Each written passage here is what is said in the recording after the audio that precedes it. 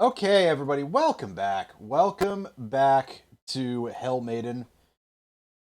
I'm rearranging my windows real quick. Now, since last time, there have been a few minor updates on the end of the game here. Nothing new has been added content-wise to the game. That's not what I meant. But in terms of me grinding stuff out, I got a couple more achievements, but also I went and I got this. So now we can have an extra projectile on all of our weapons that actually have those. And so my stats are also a little bit different here because of similar reasons, really.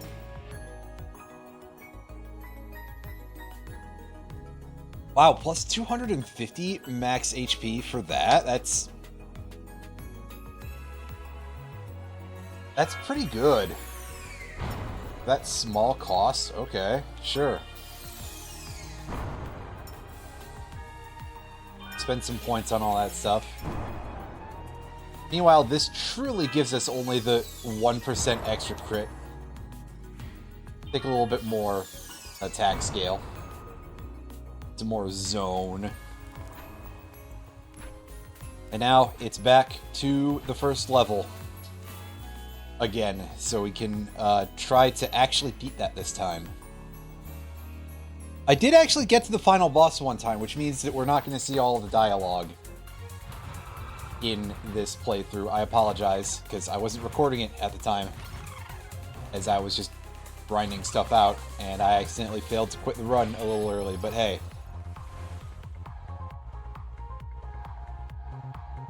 Mostly we're just here to play through this and show off the gameplay content more than anything. And see what kind of... see how good it is. And the answer so far seems to be pretty good. I enjoy it. Mostly.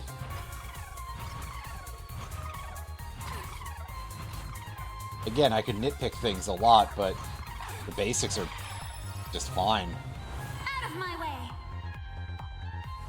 And of course, we immediately end up with questionable weapon choices here. This system of, like, basically double RNG on the upgrades, that is a thing that I will say is a little bit of a strange choice. That's... I don't know that I've really seen that so much with many of these types of games, period. And it's an odd one. Addictive? I mean... I certainly have a lot of fun with it. Addictive is one of those weird, like, kind of loaded words in some ways. Now, there's been a little bit of discussion about, like, hey, is it really good to describe things this way? But, honestly, I think that all of us kind of know that I'm not out here, like, going to openly praise exploitative behavior by game developers. So when I say that, it's like, well, it didn't make me want to do nothing else but just play the game. It didn't ruin my life, but it is quite good.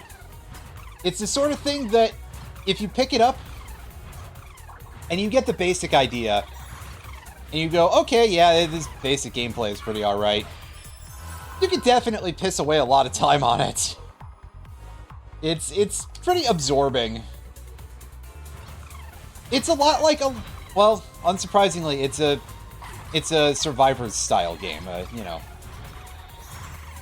A Vampire Survivors type of... And those are... I know that there are some people for whom that are like really not big fans of those because they regard them as being a little bit games playing itself, John, which I think is funny in a certain level because, like, I did actually test out the level of, like, how actually gameplays itself are those type of games, and the answer is less than it sounds like. you do have to think a little bit, especially towards the middle. I have a feeling that once this is complete, obviously, and once I hit the point of just, like, getting everything and just kind of the game losing all of its choices and strategies attached to it, I may end up being like, I don't know why I need to play this anymore. You must persevere, Dorothy. Which is sort of where I'm at with Vampire Survivors right now. That it's like, okay, oh god, yeah, the voice acting is definitely very much on the more ridiculous side. It knows what it's going for in terms of the style. It is very, very 90s anime coded. And that's not just in the fact that it's like, obviously, early 2000. I mean, yeah, okay. To me, I do tend to blend those time periods together. Early 2000s, 90s. Listen, I don't just say that because it's like, okay, obviously the people who made this are very clearly big fans of Utena, but like, This is such a just thrilling adventure. in terms of the overall aesthetics, and that includes the voice acting, obviously.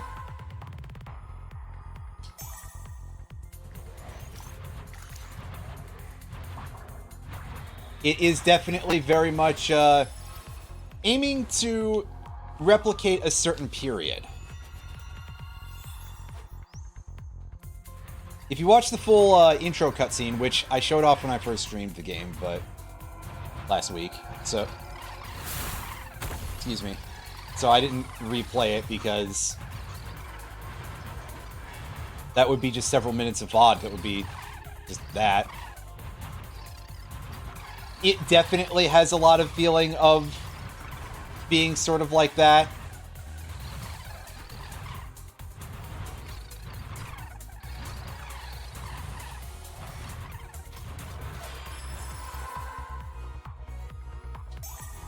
So, yeah. I'm gonna give you that range for picking up experience bits just because otherwise, I'll get distracted easily.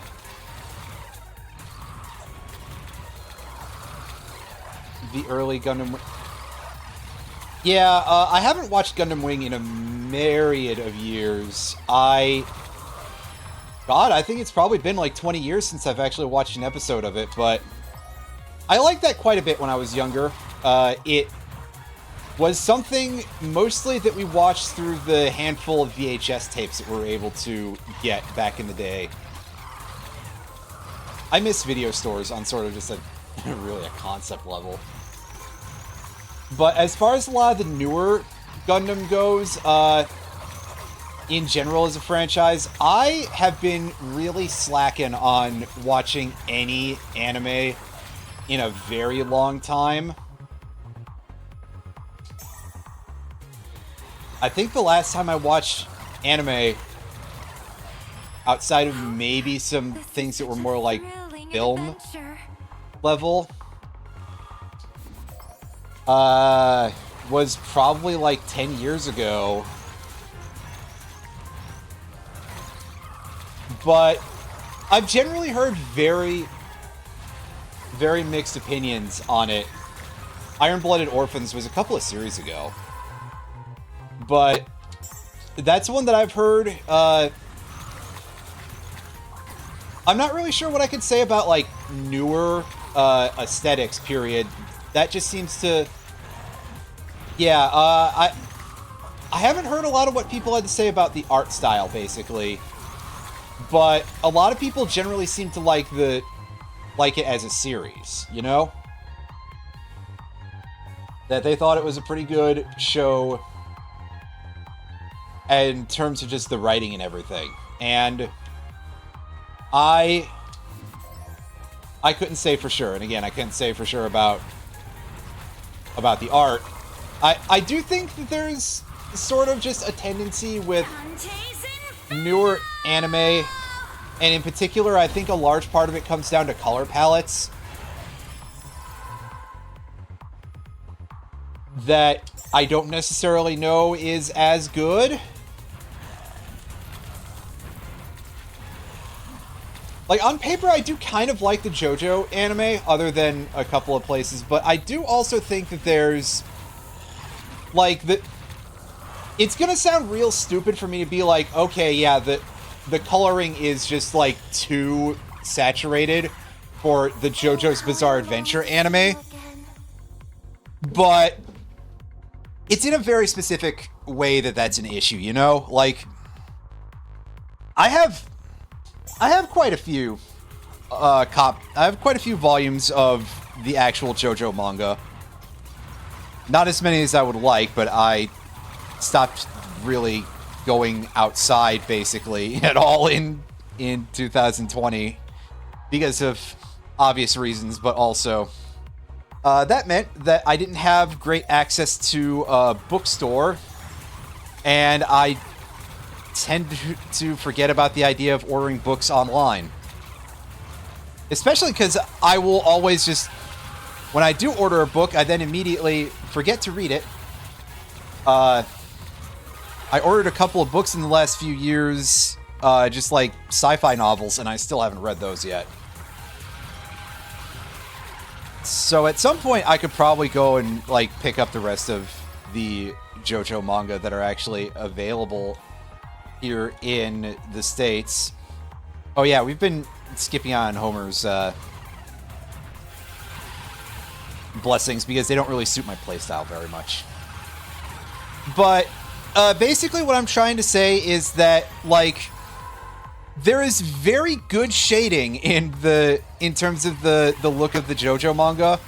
And granted, maybe that's just the older volumes, maybe it gets real bad in like later periods. But there were definitely some times when the David Production anime series, which, you know, starts from Phantom Blood and now is up to, they either are releasing or have, you know, will in the future at some point for part 7. There were definitely some times where the shading was just like almost nothing, so it often kind of like lacked physical depth. Steel Ball Run, yeah. So there's, so like just a lot of it, the colors tend to look a little bit bad. I mean, but that's a case where it's like, okay, yeah, I think it's fine for JoJo, the JoJo anime to look blown out. I would much rather it have, like, actual, better, as I say, better shading, but okay. It's fine for it to look a little bit blown out, but, oh boy, if you want to talk about color palettes that are, like, you're getting the tones wrong, ooh boy, that new Ghost in the Shell anime. I hate to say it, guys, because I appreciate Ghost in the Shell strongly as a franchise. You know, I'm really a little bit like that hard drive article about Earthbound when I say that, because honestly, I haven't experienced a ton of it, but outside of that part of things, I would certainly say that I do like it just as a series and, you know, on that sort of concept level. I'm glad it's out there, sort of thing. But the coloration for it, okay, the specific color choices as, like, blue hair on Motoko, etc., that's fine. The particular colors that you've chosen for it are a little bit nasty, but then just the way that it all comes together, it's like, it looks like it's all been put, like, a plastic wrap filter in Photoshop on top of it. I look at it and it's like, what is wrong with, like, which one of us is the fool here? sort of a situation. Truth be told, I think a lot of people are just, like, happy that it exists on some level, and I don't know if any of them can necessarily differentiate any of that from, like, anything else. And am I happy it exists? I mean, somewhat. But I also would rather it were... I would rather it look a little bit, more to my taste anyway. Because I'm not a big fan of the visual styling for it.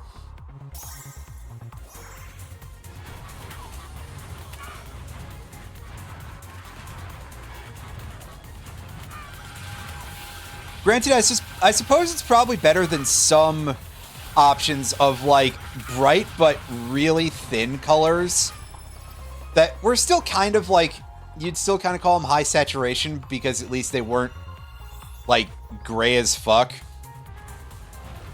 Like Sailor Moon Crystal, I also don't think that looks particularly good. The color patterns, the coloration on that are, like, a little bit, honestly, a little bit too, gee, I guess maybe it's too CMYK colors as opposed to, Choose wisely. Tread carefully. regular, you know, as opposed to something a little bit more RGB that would look bolder. And it ends up making it look kind of off as a consequence. Kind of, like, not as strong as you'd like it to be. But again, this is very much a matter of personal preference, so for anyone who wants to be like, you're wrong, actually, I would say there's no such thing as wrong opinions, but that's kind of untrue. Don't lose focus, There darling. is sort of the idea that, like, if your opinions are informed by absolute non-facts, like, if you were to say that that the jury is still out on whether or not vaccines cause autism, and yes, this is me very specifically talking about referencing a thing that's going on recently Follow the because sound of my voice, beloved. the country I live in. Anyway, you know, that's kind of like, that's where the idea of a wrong opinion exists. But when it comes to matters of aesthetics, not so much. Like, okay, you like what you like, and I like things that are good. Oh, sorry, that part is at least me being slightly over the top is You when I must say persevere, darling. things that are good. That's...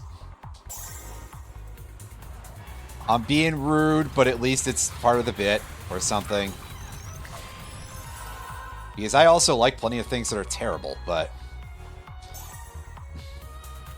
yeah, we're taking a lot of range here because, as you can see, the screen is getting a little bit dense with enemies, but they're dying pretty quickly.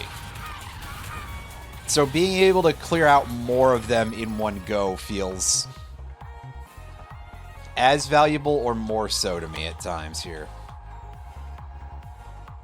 Okay, yeah, I just couldn't recognize the color from the top of that card, so... sure, we'll take that.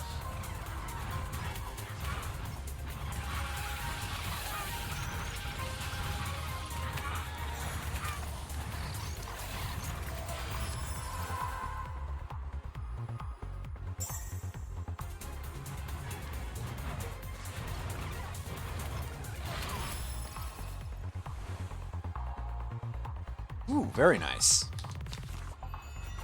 That almost makes up for the fact that the game hasn't been giving me, like, any of Dante's cards that I actually want.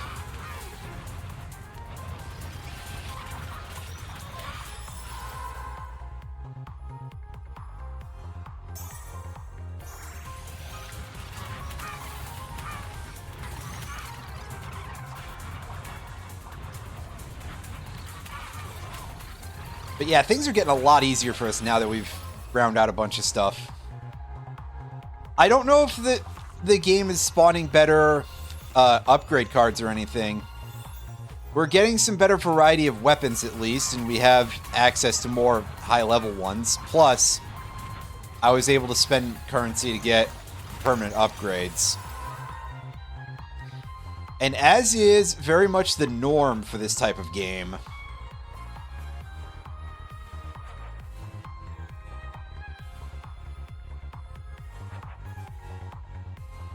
the ability to get extra projectiles is kind of really huge.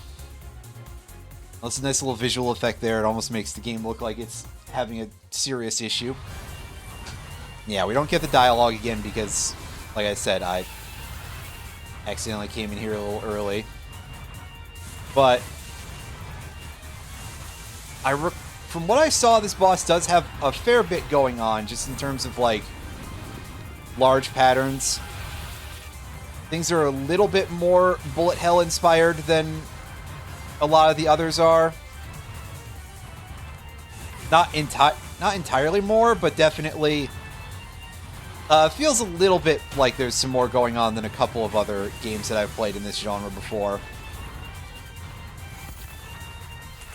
Ooh, I didn't even see this happen with the big round tendrils that only get in like one attack each, and then we've got the wheels crossing, and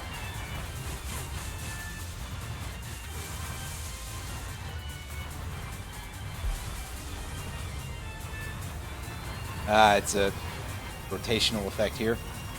We can dash through those, I think. I think we can dash through them. But hey, first real try, and we...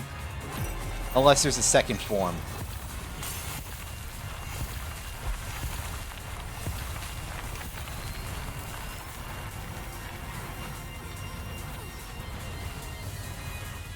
Or just a desperation move.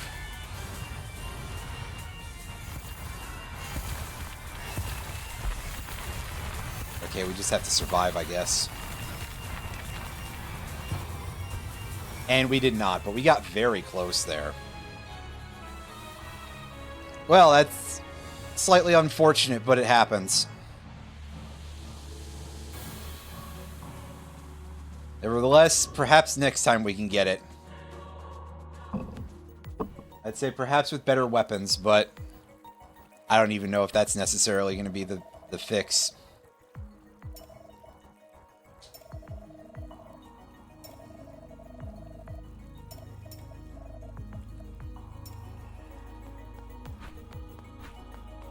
Yeah, just remember to dodge through the lasers. I know, I saw the rings and my immediate thought was going to be like, do those expand outward? Maybe I'm thinking a little too much of, like,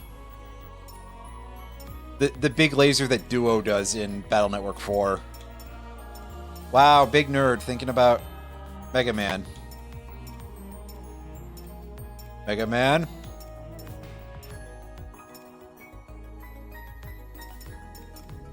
Excuse me. We do get a lot of extra rerolls whenever we take one of those. That's pretty cool. I like that. Yeah, let's get more HP. That's... Yeah, it caps out at 2 levels, but also plus 500. That's pretty good.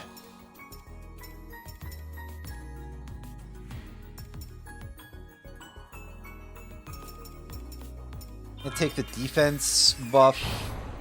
And sure, it's only plus 1% extra crit rate, but why not?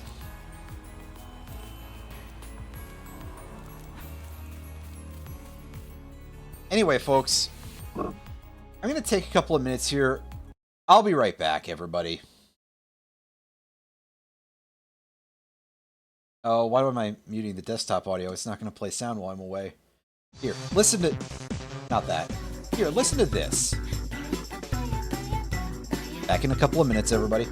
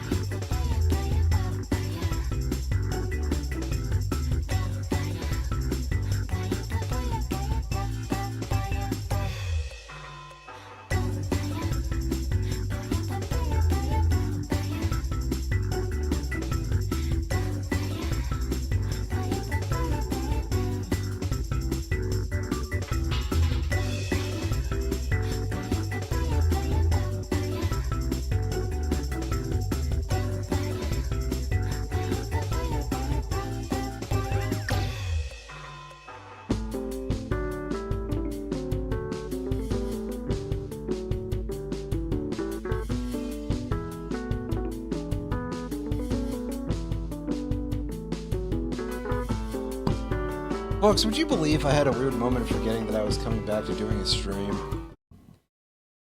Well, because, to be honest with you, I would do something like that, huh? Of course.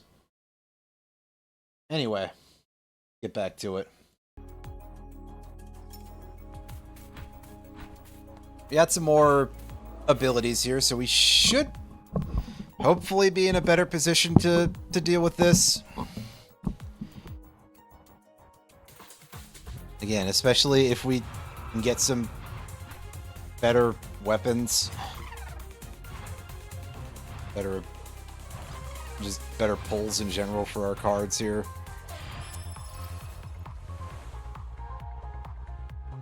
You can tell this is a real trading card game because I'm just like, oh man, all my pulls are terrible.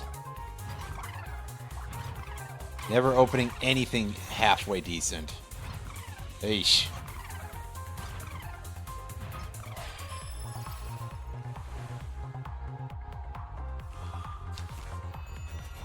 Yep. Dogs are going nuts in the other room. Might have been another dog on television. They love to make noises at dogs on television. I'm counting on you. Poets of Limbo! I think they expect the other dogs to, like, respond in some way. I guess.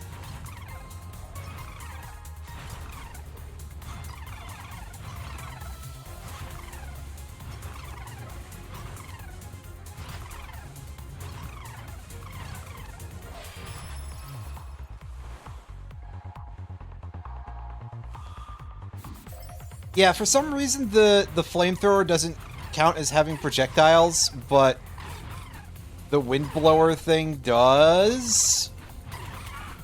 It's weird because they are, like, visually almost the exact same weapon. That is some very confusing design. And I don't need the help being confused, jeesh. Ugh.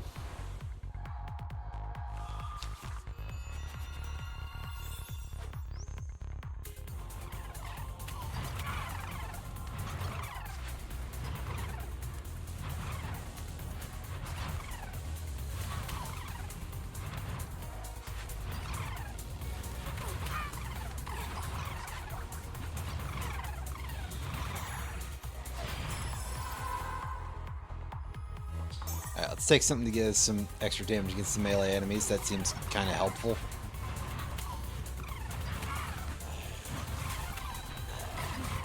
I hope that works on the more melee-oriented bosses too, but it might not. I don't know for sure.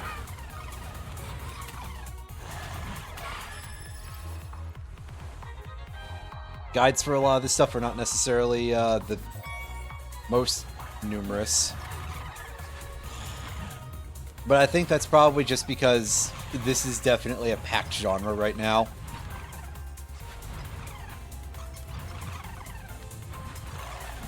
Everybody is, like, really hoping to make another Vampire Survivors because it's one of those games where it's like, hey, yeah, very easy to start playing and, you know, hard to put down and number go up and lots of flash and all the, you know. Don't lose focus, Dante. It doesn't engage your brain very much, but it produces the amount of, like, serotonin. Melatonin? One of those brain chemicals that people like. Cortisol or something. I don't know.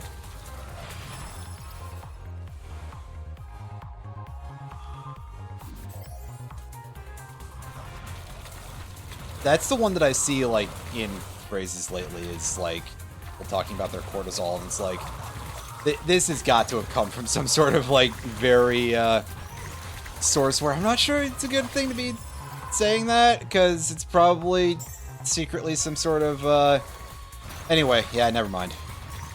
Forget it. I forget I said anything. Let's just blowtorch through all these weird red blobs. down, Dante. Excellent, we get the large orb.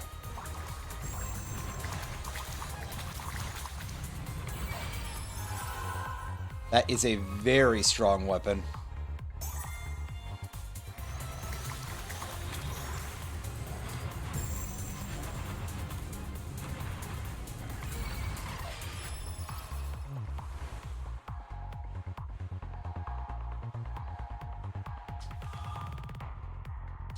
Put that over here.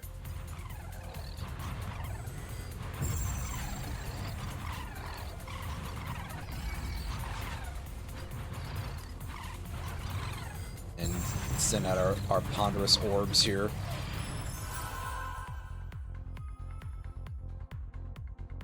And some effect cards by 33%.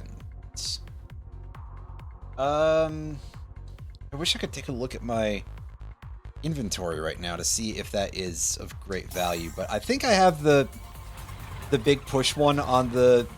Yeah, I have the large push effect on the flamethrower, so that's something that'd be quite helpful, actually. Plus, there's every possibility that I'll pick up one of the, like, explode on death cards at some point. So, getting something that makes my Will-O-Wisp work a little better would be nice.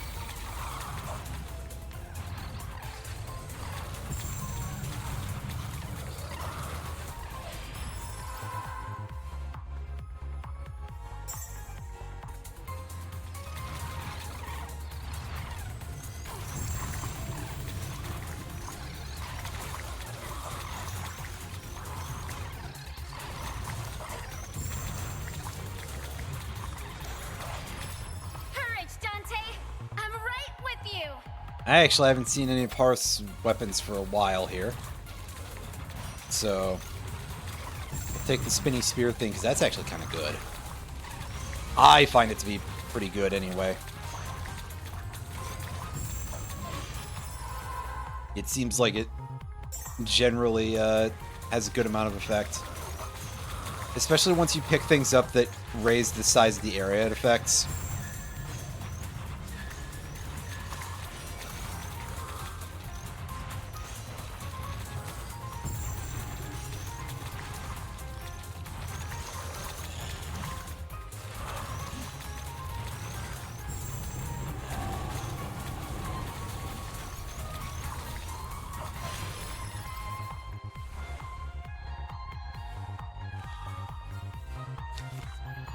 Take our proliferation effect there.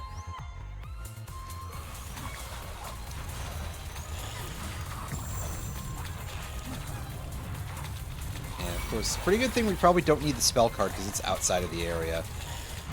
Good place for it.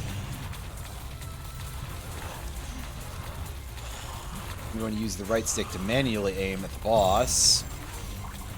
Because sometimes the auto-aim will just be like, yeah, hey, you surely wanted to deal with these small enemies instead, right?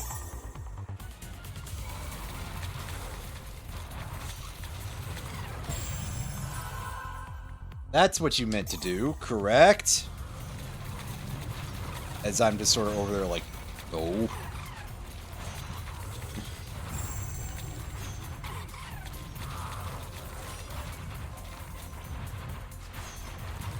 That up. He'll probably need it at some point. Our HP meter is turning a funny color. That's interesting.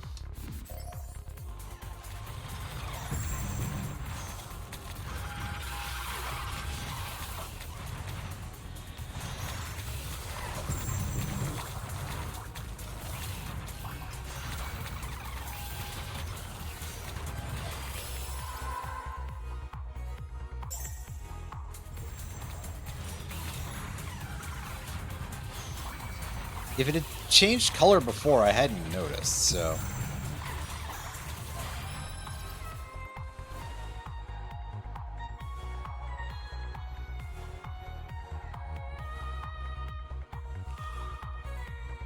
Sure, we'll take Golden Mane. We'll get the crit buffs on there. Just to increase the damage output of the orbs, because they're already pretty strong, to be honest with you, but hey. Why not make that more so, right? Why not Zoidberg? Wait. Might be something else, sorry. Oops.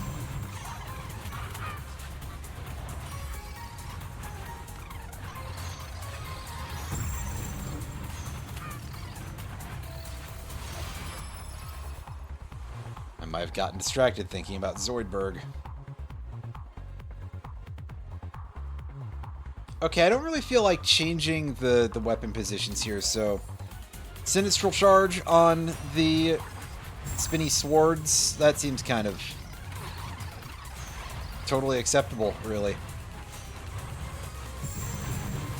And because that is just a very good buff all around to all of our other weapons. Yeah, sure, we'll take the first strike boost. Duration is not something that I need huge amounts of, generally. There aren't a lot of weapons for which that is, like, hugely required to increase, I guess. At least it really doesn't feel like it at this point. Maybe I will eventually come to disagree with my own assessment at some point, but for now...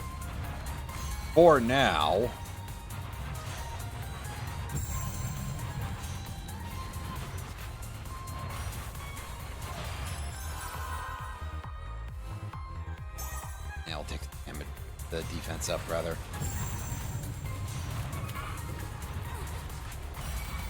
And still just walk right into a shot. Like an absolute buffoon. Sure, keep boosting that.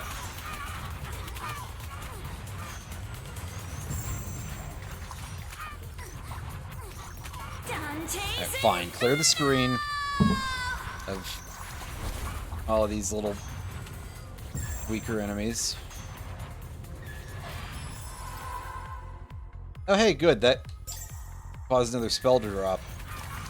Was it waiting for me to use the previous one? I don't know for sure, but I can believe it.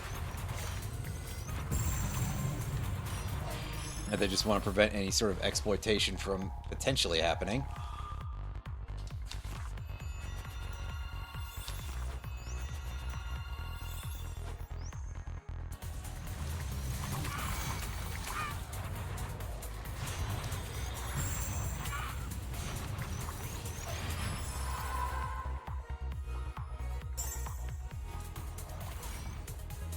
Excuse me. Unfortunately, the game is really not giving me a lot more of the mod cards that I really want right now, but it's how it goes for this sort of thing, really.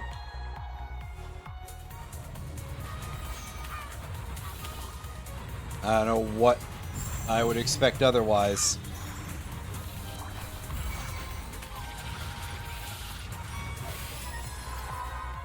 To be totally honest with you, I don't think I expect anything otherwise.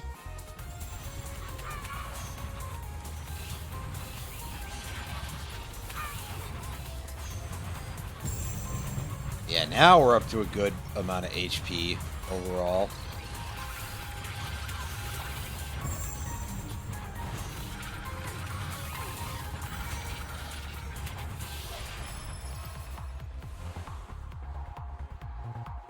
Alright! Take that for sure. Give me that extra 2 projectiles and all the weapons off with that thing's side.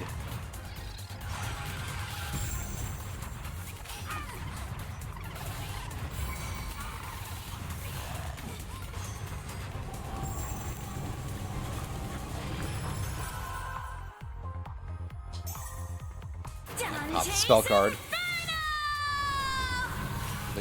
Clear out some of this group. And then just really start aiming directly at the boss.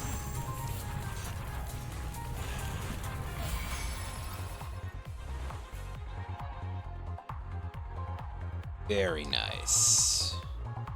That doesn't give us an actual benefit, but it does give us the ability to put another card on there, so that's pretty good too.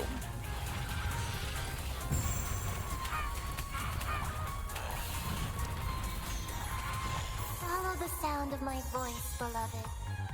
Honestly, just the fact that we're able to get...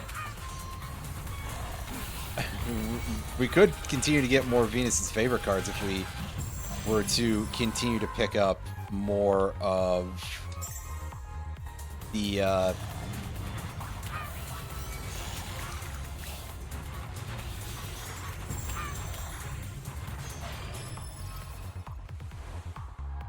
I was gonna say, if we get more of Virgil's blessings here.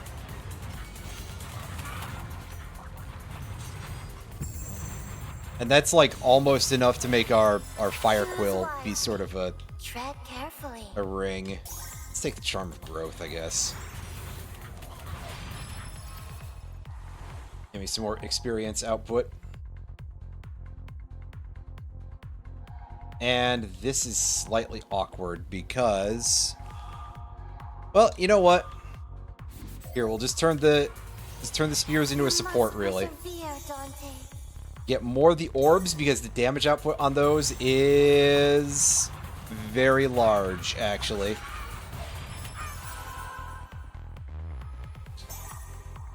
So that might be quite worth it.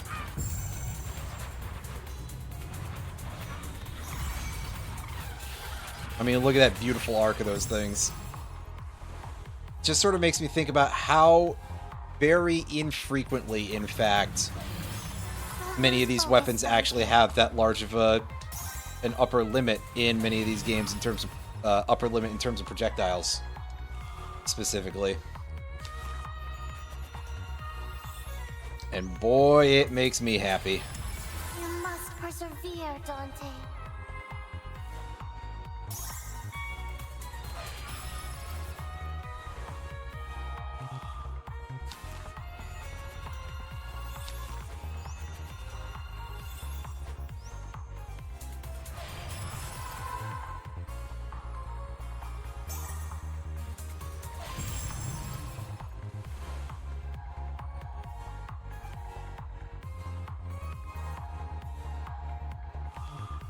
Here, we'll take the... I just heard something fall. Didn't sound like it fell far, at least, so that's good.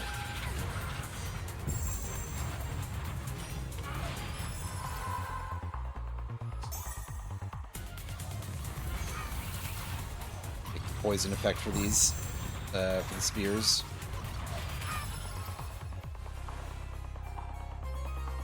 Should be fine.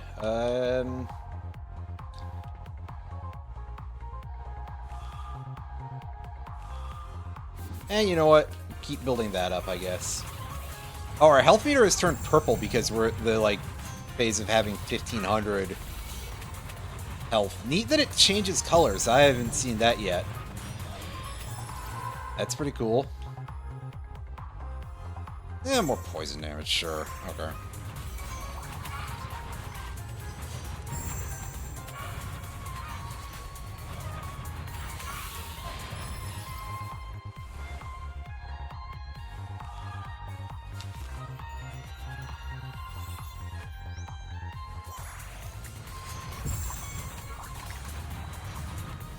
And there we go. Out of time. Time to head to the boss again. Alright, now remember to dash into the spinning lasers in the inverse direction, basically. So I guess avoid using dashes too much for defense when you know that that's going to be coming up. Which takes a little bit, at least. So there's that. Oh, careful about walking into that.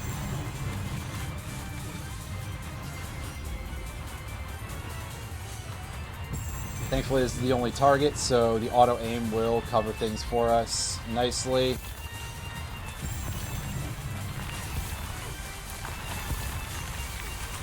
Oh, I am definitely failing to dodge a bunch of, they look like smaller hits at least, so there's that.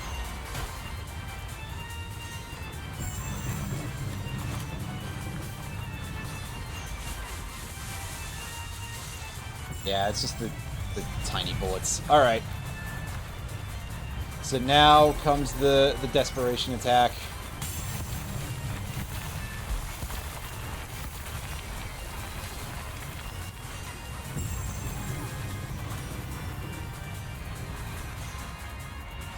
I mean, that third dash would probably really help for this, but, well.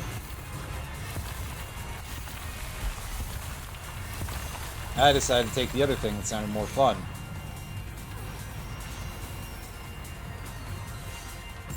And during that part, we just walk away. And is that it for the fight, or is there more? No, that's it for the fight. Where are the poets of Limbo, Minos?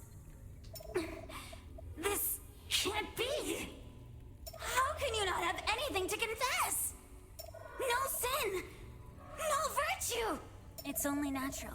I'm no longer who I used to be. You're the queen She got of the the underworld, cosmic Minos. reset button. You of all people should know what happened to Dante. So it really was your presence I sensed in Judecca. In Judecca? You surfaced in the Acheron River moments later, but that's all I know. You don't have much authority for a judge, do you? Let alone a queen. Authority? I sentence sinners to their fated circle of hell, you imbeciles. You'll find true authority once you make it back to heaven, Dante. We're at their mercy as it is. Their very presence here is humiliating. Whose presence? Someone hasn't been let in on things. Oh dear. I'm afraid I don't have the authority to tell you that. That's not fair, Minos. Say things anyway. Let's go, Virgil.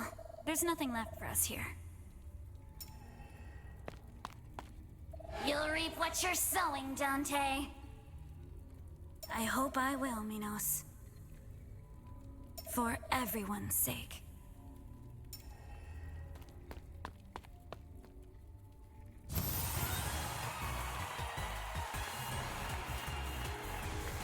Oh, we completed the stage, so we get slightly different animation, and we get some achievements. Hooray! Neat. You're one step closer, Dante.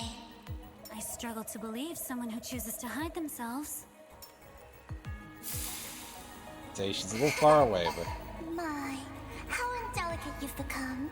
I am Beatrice, your guardian angel. There's no need to be afraid, beloved. I'm here to guide you. I thought angels were supposed to look a lot All the weirder way than that, to but Paradiso. Why do you want maybe me that'll there? be the end cutscene of the Great final sacrifices game. were made for your sake, Dante. You've been given a second chance at salvation. What happened to my first chance? About that. Your curiosity alone remains the same, I see. This is all I can do for you at this time, Dante.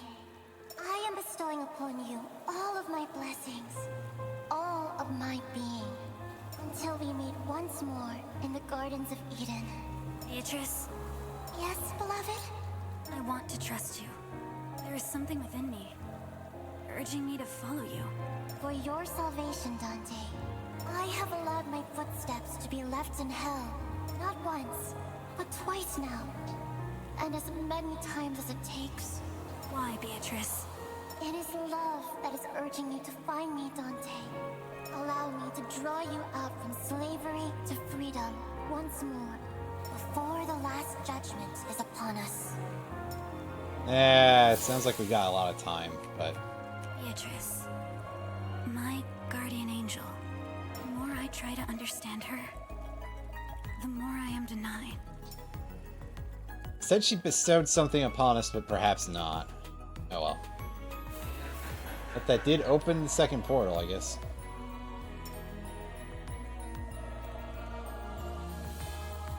Yeah, they're all like wrecked in something, and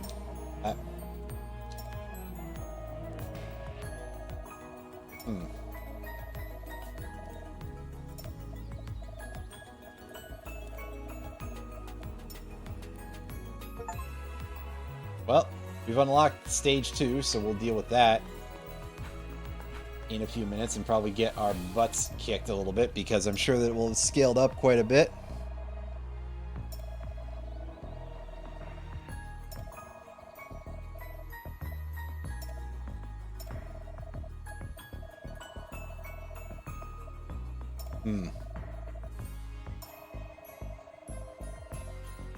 Are you sure you're actually Dante and not like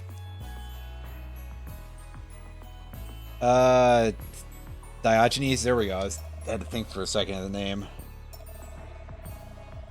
1,000 years removed from each other, but you know. Ah, boy, what would have landed better if I could actually remember things on time, but I cannot anymore. I'm pretty bad at remembering things. Well,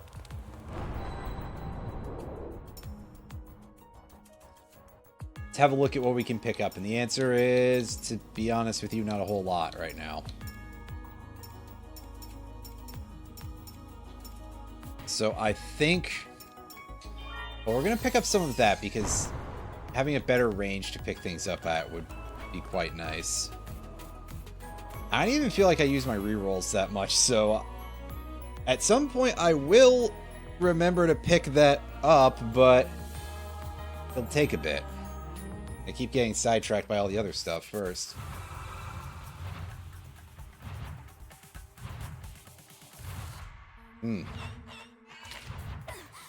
Oh, okay, at least the enemies still take only one hit so far.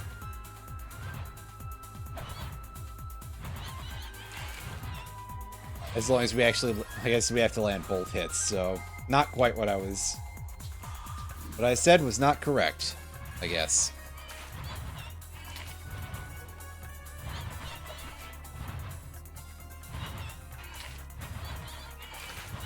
They do, however, feel a little bit like they're swarming in a little faster.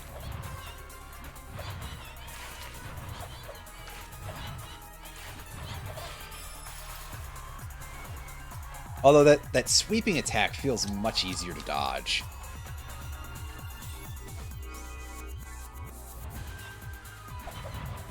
So, acceptable trade-off.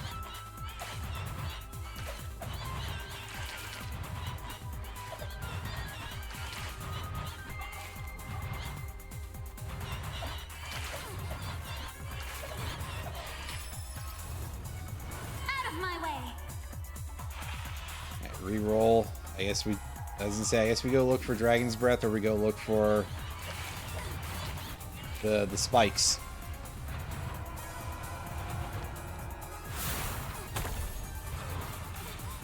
Oh, I see. There's a wind mechanic. Yeah, okay. I get what you're saying here. It's going to cause me some issues. I don't have to dash in order to push against it, but it helps.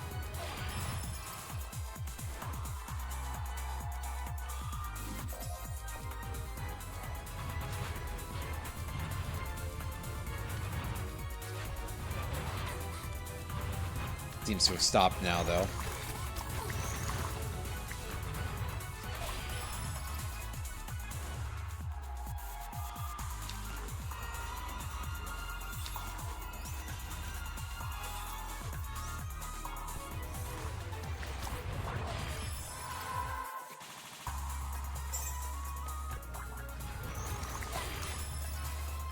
Go get the health.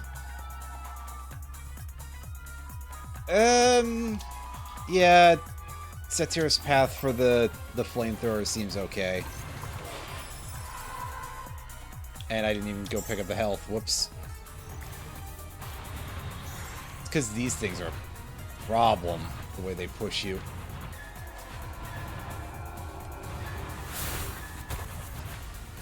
Ah, we got some slimes that are tracking fiery stuff on the ground.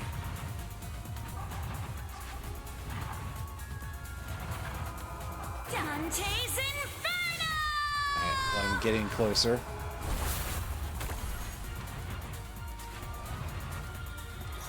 This move speed buff I know is only temporary.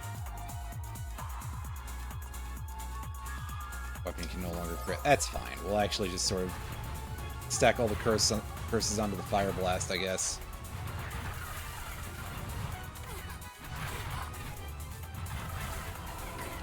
No, wait, no. Fire Blast is a different move of the same type. It's Flamethrower.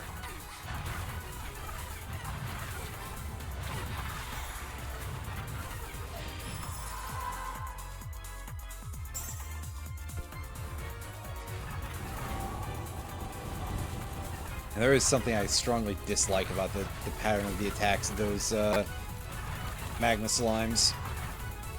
And I cannot readily explain it. I apologize. It just feels not great to look at for some reason.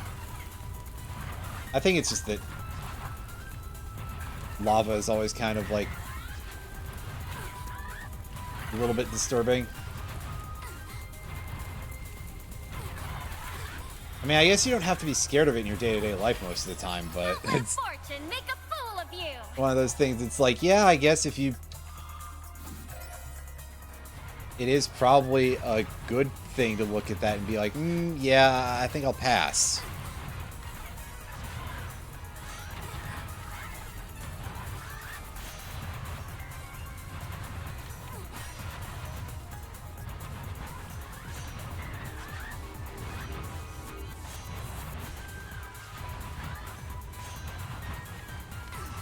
Cool.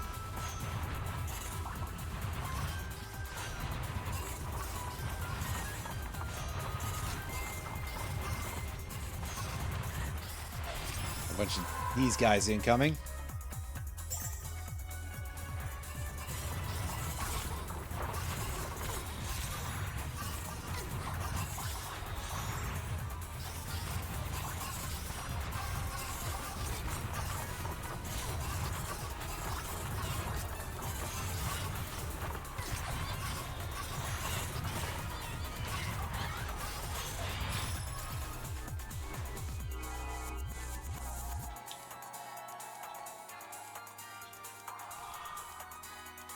Take magnification for that thing.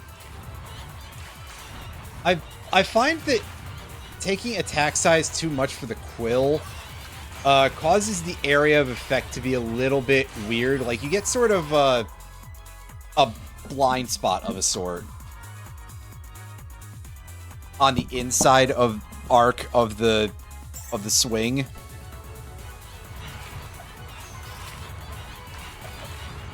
So that way enemies that get too close to you after that period become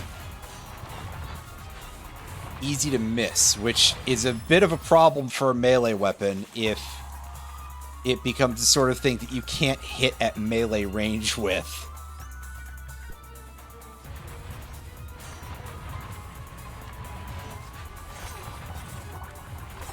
That's probably kind of bad, right? Like, you don't want that to happen, typically.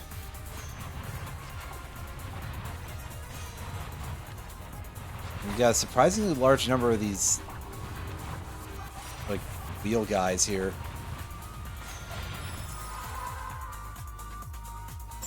It's weird worm wheel fellas.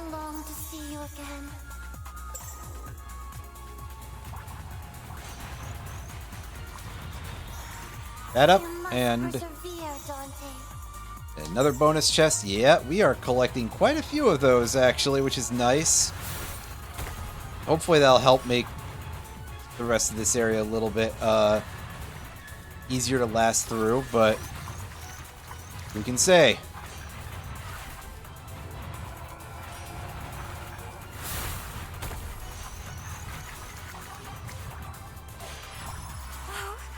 This is such a thrilling adventure.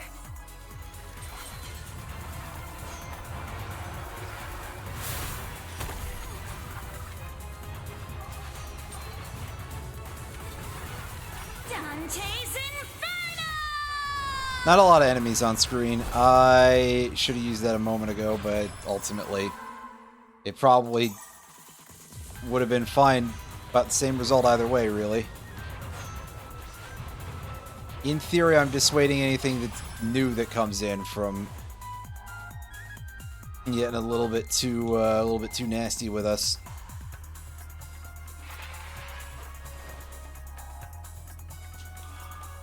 All right, let's do this and.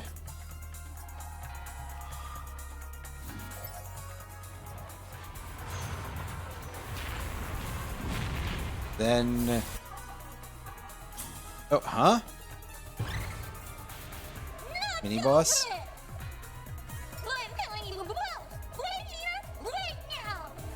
Ah, it's Scarmiglione here.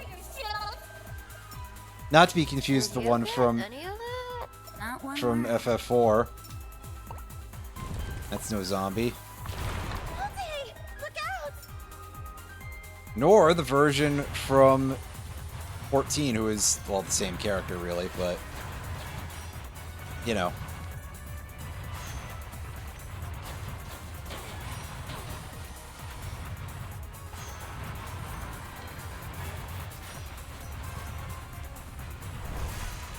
Oh.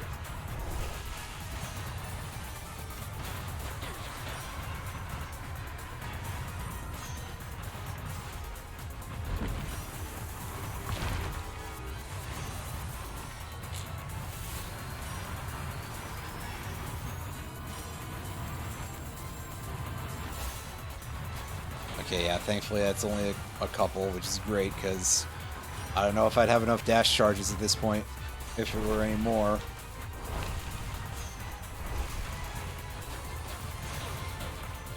The attacks do seem to be paced nice enough for me to put up with it, I think.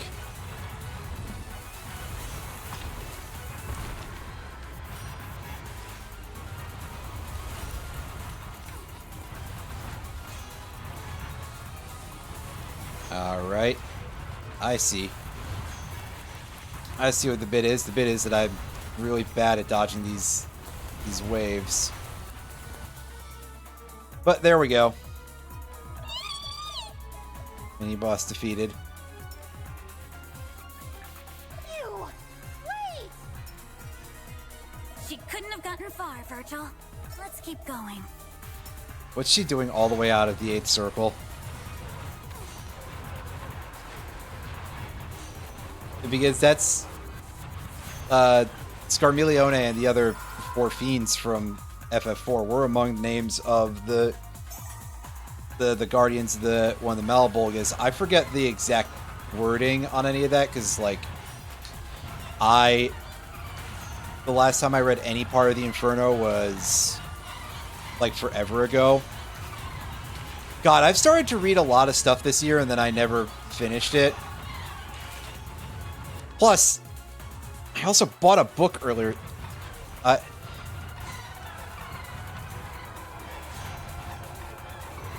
I bought Mieville's Perdido Street Station earlier this year. I haven't read it yet because I'm, like, dumb. I forget to do things. My brain no work good. Anyway, I read like a tiny bit of the Inferno earlier this year for reasons of like, and because I was doing research for something and I needed to know about stuff like that. That project never ended up panning out any further. I started reading The Wasteland by T.S. Eliot and then I never finished it for some reason, which is like, okay, it's a fairly lengthy poem, but in the greater scheme of all written works, I can't even commit to that. Sheesh, what am I, some kind of zoomer or something? I've got about that level of attention span, I think. Anyway. That's probably enough of me being mean to the younger generations for at least 5 minutes.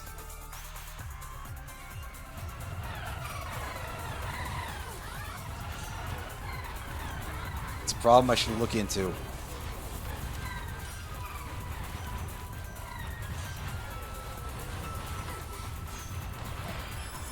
God, and we're still getting blown around by this wind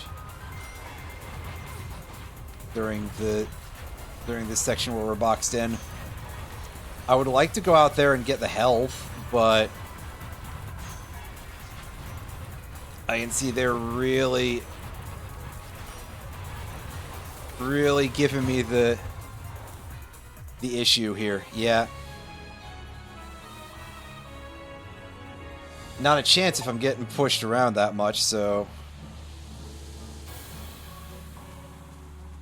Yeah, slight problem. Slight problem, you know? Just ever so minor.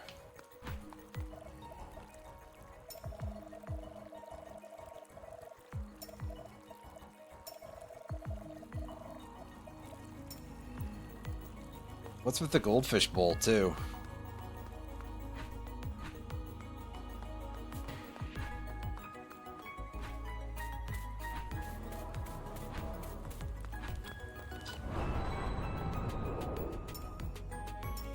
Alright, we've got 200, so we can get some attack speed, we can get some attack area, we can get some damage. I'm actually going to take the damage. That seems a little bit more important right now. You can take a look at some of this stuff and see where we're at here.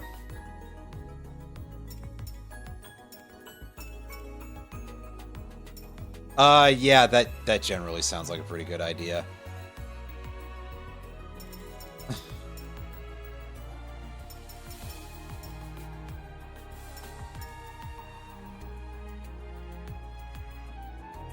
I like that says 10 M points for something that is not those numbers.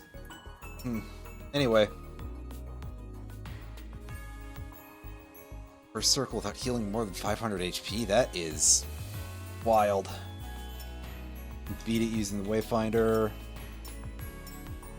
I'll probably get to that at some point.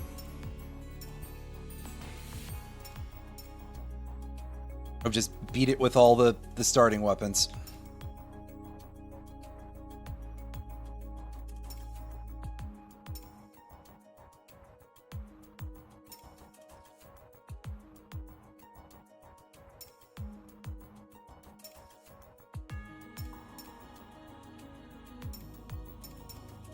Alright, we gotta rescue Ovid, I guess, whenever she decides to show up. Which, who knows when that will be.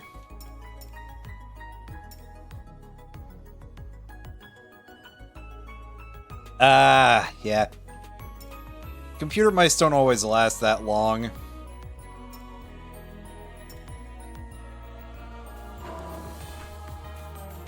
It can be kind of a pain in the butt to have to fix it, have to deal with that. Or I guess to fix it either.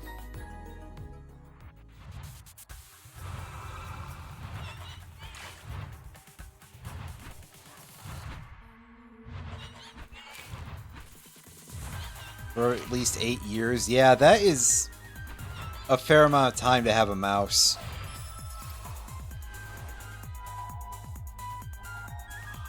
Doesn't terribly surprise me to hear that it's not really doing the best job anymore.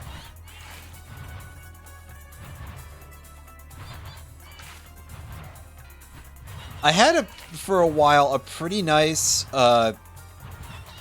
Razer branded mouse that a friend gifted to me that had the like 12 buttons on the side. Oh, don't touch that too much. You'll make the thing kind of jank out a little bit. And after a point it started to like have some serious issues with the clicker. And I ended up taking it apart and the laser was sort of faltering a little bit too in terms of allowing it to keep moving properly. I remember taking it apart to try to find if I could fix the issue. Thrilling adventure. And that just kind of made things worse, unfortunately. It did not survive the operation.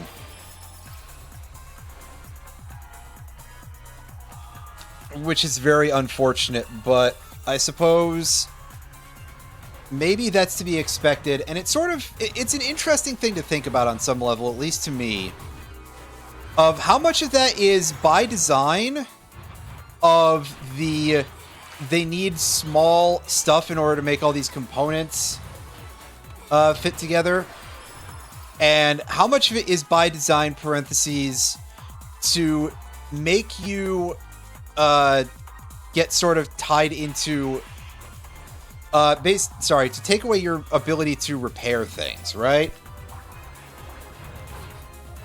Oh, that's a thing? I did not know that that was a thing, actually, but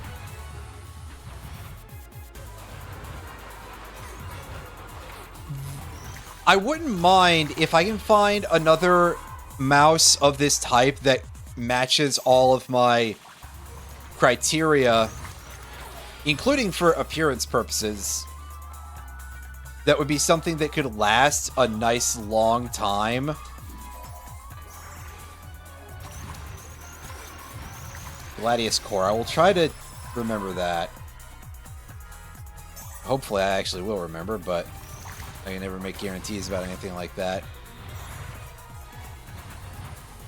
Because if I can find one that is, like, fairly designed to be user serviceable, I guess would be a nice way to put it.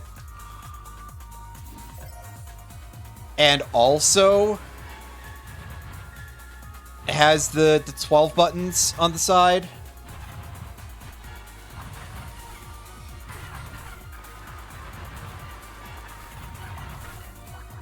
I also very much would prefer if I get one that's like a case in a slightly purplish color. It's not a necessity, obviously, because like color isn't going to affect performance. But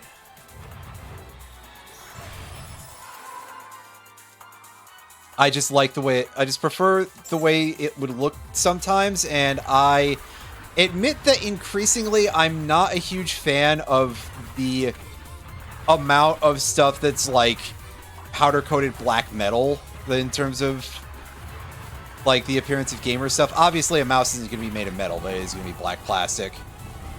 You know, I'm not a big fan of the like black and then rainbow LEDs look anymore. I'd like to be able to do something a little bit different in that regard. I mean, having it be like tunable tunable RGB LEDs. Ooh boy. I'm choking on those words a little bit, but I do actually like the idea because I don't mind stuff with lights in it, obviously. I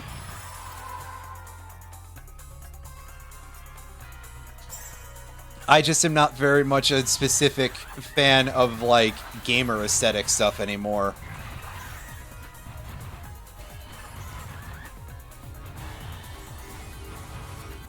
It is not my bag, but honestly, that's just kind of how it goes sometimes. Like, hey.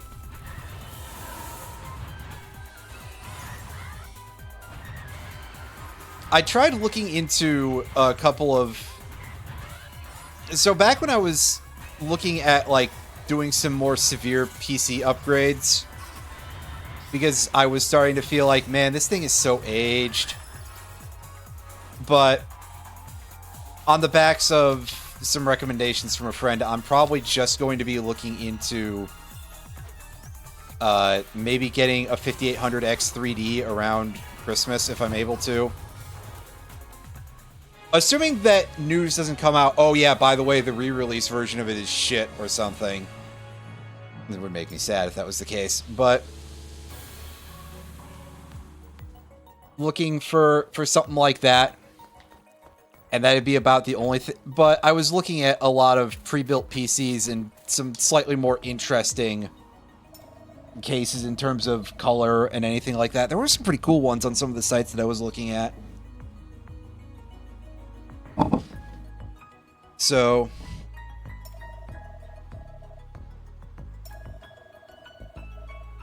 I don't even remember what site I was looking at particularly, but somebody had shown me a pretty nice one that had like this sort of jellyfish pattern that was painted on the outside of the case. And I liked that quite a bit, but regardless, yeah, my PC case is under my desk right now anyway, so what does that part matter? That's like backest of burners. Anyway, as far as like mouse weight goes, I'm going to be honest with you, I don't pay a huge amount of attention to that. Maybe I like should at some point, but I think it's one of those things where it's like I'm not used to having a super high grade mouse on any level, similar to how up until a certain point I wasn't really that used to having like decent quality headphones whatsoever. I was just constantly getting like supermarket special stuff for like a large part of my life, so it's like, hey, I don't care about any of that. And then eventually I get like the Sennheiser HD201s were a set that I got a couple of times, and then the AKG K52, K92, and now I'm using the Meze 99 Neo. And some people will be like, oh, well, those aren't, and they'll start naming a bunch of audiophile shit, and it's like, by comparison to what I'm talking about, those are a pretty huge step up. I've never really used, like, audiophile grade headphones, and also, to be totally honest with you, I don't think my hearing is good enough that I would necessarily get a real appreciation for that type of technology, except to go, holy shit, the amount of power these use. What, you're telling me I gotta buy a whole fucking RTG in order to run these things out of a headphone jack? Fuck off! But also, I guess in the back of my head, what I was really thinking is like, oh yeah, if the mouse weight thing is an issue, just like do what we used to do with record cartridges when they weren't weighing things down enough. Strap a penny to the tone arm. And by the tone arm in this case, I mean the body of the mouse, but you know, I wouldn't necessarily say literally tape a penny on there, but like you could probably attach something in a fairly innocuous position that would add some weight if it's too light.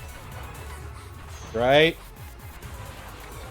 I've seen a couple of mice for sale, like even ones that seem like decently budget friendly, that had a set of weights in the bottom that you could like open the bottom of it and insert and remove some of the weights in order to adjust the mouse weight on the fly.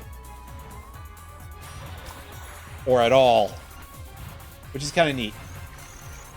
Anyway, hi Irene. I was busy talking about a thing. Little 10-gram weights. Nice. That, again, for folks for whom that is more of a thing, that is quite helpful to have that. I've very rarely particularly noticed it, but it seems like a very cool thing for the people, for other people, basically, mostly, but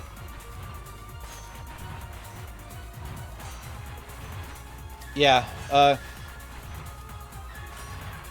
I know, peripherals aside, I probably should get, like, 1 or 2 backup mice of the 12-button variety. Honestly, I should have gotten them, like, 2 years ago. When it was, you know, when there were a much greater possibility of, like, oh, hey, the economy is going to go completely to shit and everything's going to be ruined by tariffs. But, you know, better late than never, really. But in terms of, it's just, yeah, I don't think about that stuff that much, I guess, for some reason.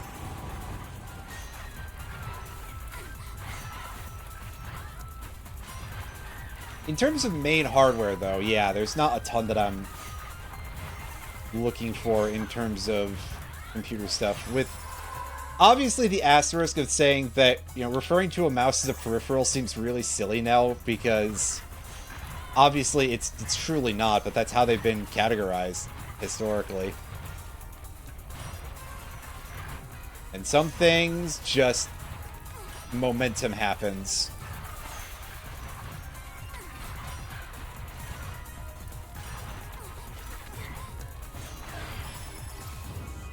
My fate is in my own hands. Alright, fine, I guess we're getting the flamethrower again. The game is just really enjoying giving me these weapons. It knows that I don't think these are good, so it's it's giving me trash when it can. I wonder, if I skip a weapon, when will it retime for the... what would then be the 5th weapon card? Because it does seem to be at specific levels that it happens.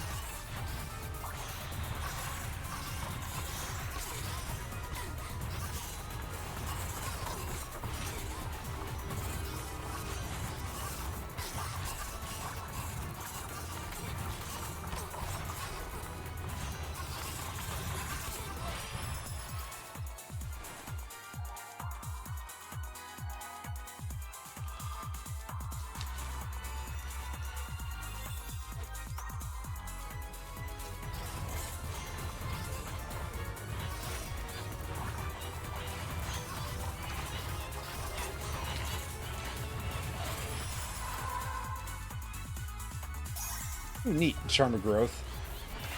I'll take the ability to get more cards faster. That seems kind of helpful when we're in a higher level stage here.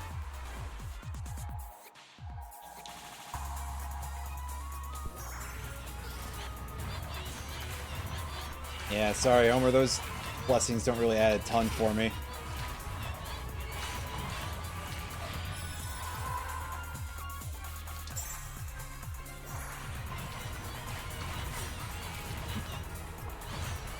Kind of just literally walked up into that. Whoops.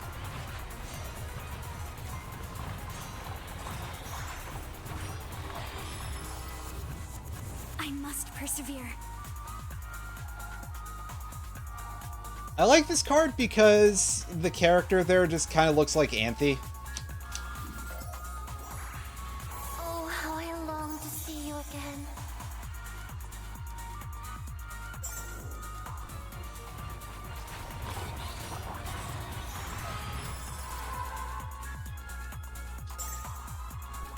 Follow the sound See of if my we can voice, get beloved. a little better buffs here. Be nice. Oh, how I long to see you again.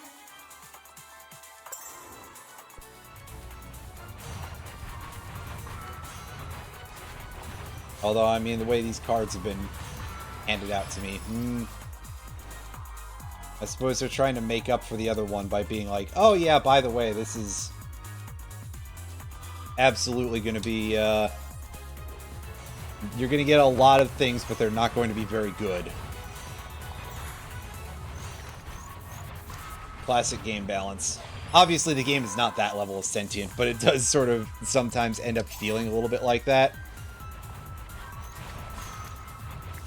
One very interesting part of the design is how, with the charms, which give you your permanent stats, they get stronger the more of them you pick up in a stage. So,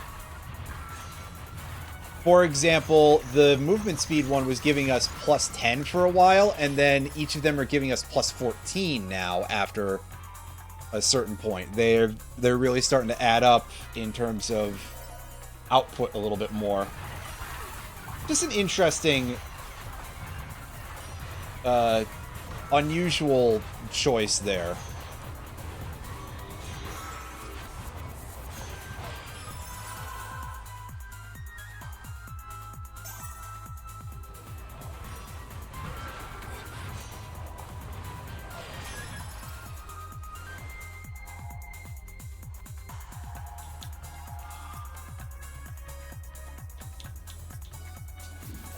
Yeah, we'll take the slow and put that on the...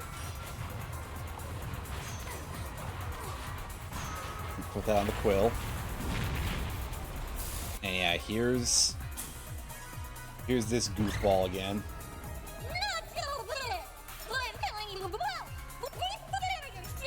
Yeah, I didn't say you got the same Not one word.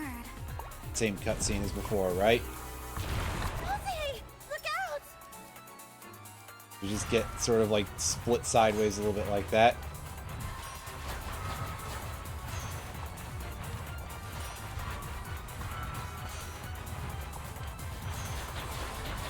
Oh, I see. The visual effect down there is for under her shadow is for the slowdown effect. I was like, huh? That's weird. It's significantly less weird than I thought it was, actually. Never mind, that's shockingly normal.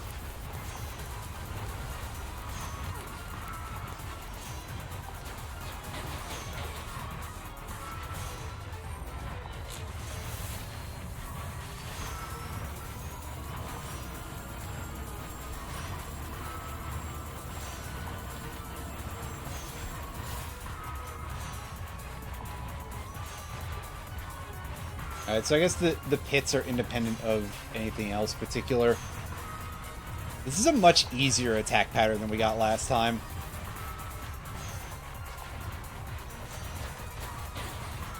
Significantly fewer shots. With easier, I guess, mostly just being a synonym there for we take less damage. You! Wait! She couldn't have gotten... Let's keep going. I mean, honestly, that is kind of a fair assessment here.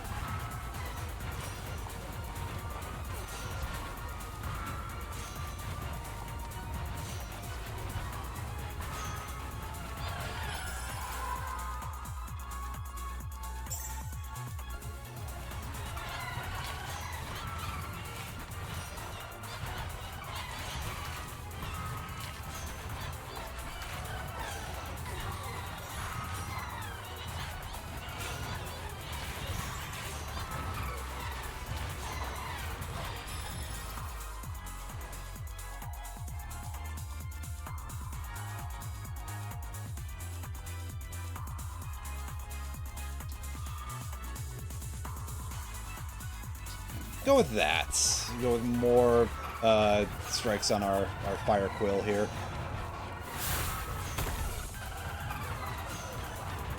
Move speed. That won't probably be dash distance then. And granted, our move speed is already pretty good, so...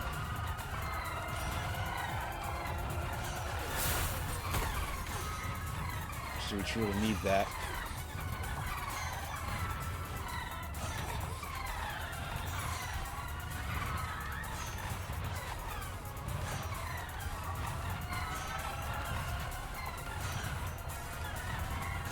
To make strange noises.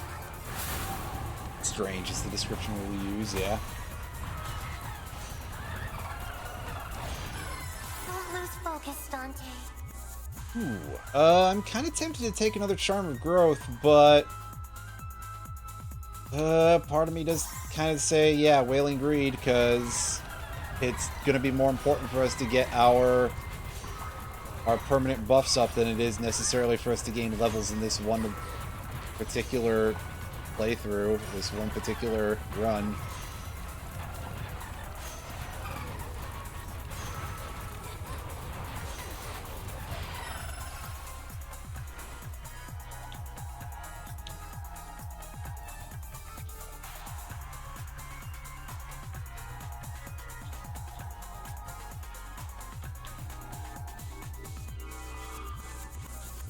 Sure, we'll put that on there, and now we're basically digging for level 2 cards in order to upgrade that at all, but hey.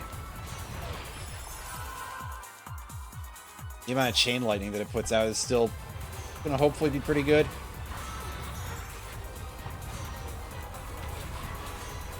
I was a little bit torn, though, because there were a lot of options that sounded kind of interesting in various ways. Let's take a reroll.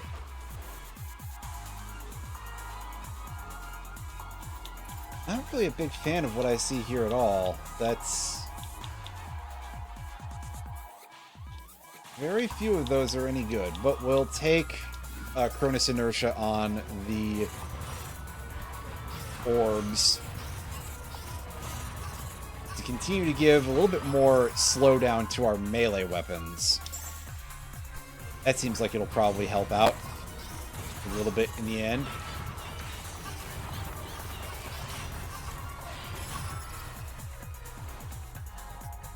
It might not, but hey. Ooh, but that is gonna go over here.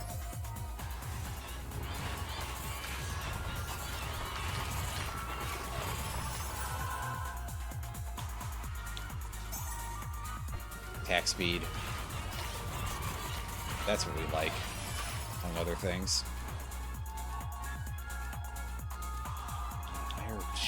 Patch 2. Ah, right, that requires a level 2 for it, so... sort of pass from here.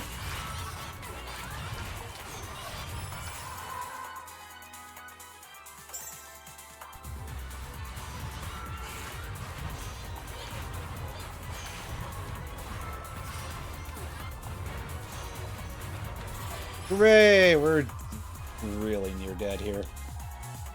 Again, that's not very good. This is a case where I regret a little bit not picking up more reroll effects, but I guess we'll just do that in the future then. Take the Elite Slayer, because there's still got to be at least a couple in the future for us here, right?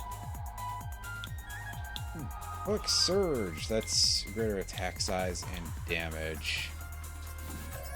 There.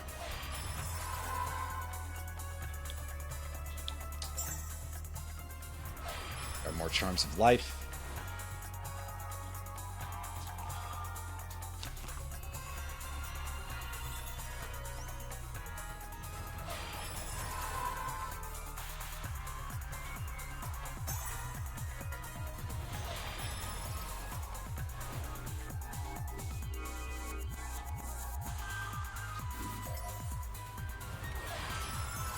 Jeez, we're still kind of on death's door here.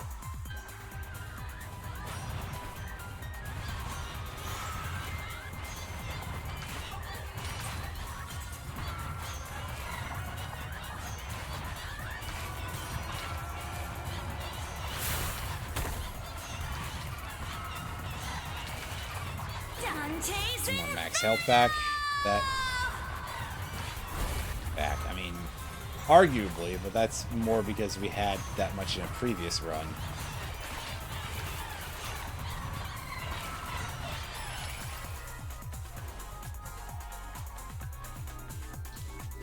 Ooh, that is very nice. So we can max that out.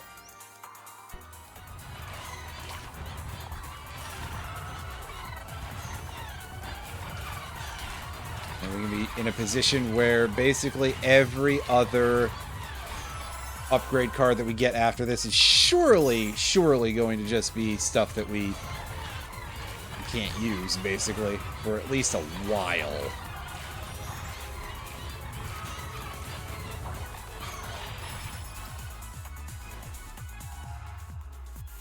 Oh, never mind. Got that. Pretty nice. And excuse me. Okay, there's another temple over here. It's move speed, I think. No, that's dash distance. Dash distance, pardon me. Permanent damage, please. It's probably temporary damage. Yeah, it's temporary damage. I mean, that's not useless, but obviously I would prefer something a little more permanent. The reasons that are pretty understandable. Experience up is neat, but that doesn't last very long, I know that.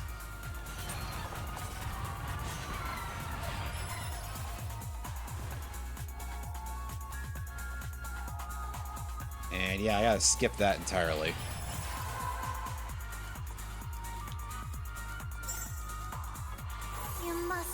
On some level, it is kind of like, man, fat lot of good the experience up does me if all I'm gonna pull is stuff that I can't use. But hey, perhaps I will get a little bit luckier in the future here.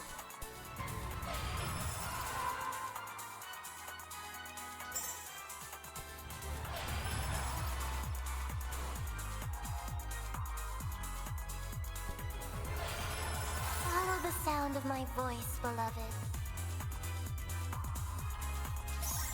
Take more of that. That works against the stage boss too, right? I guess we'll find out when we get there, but...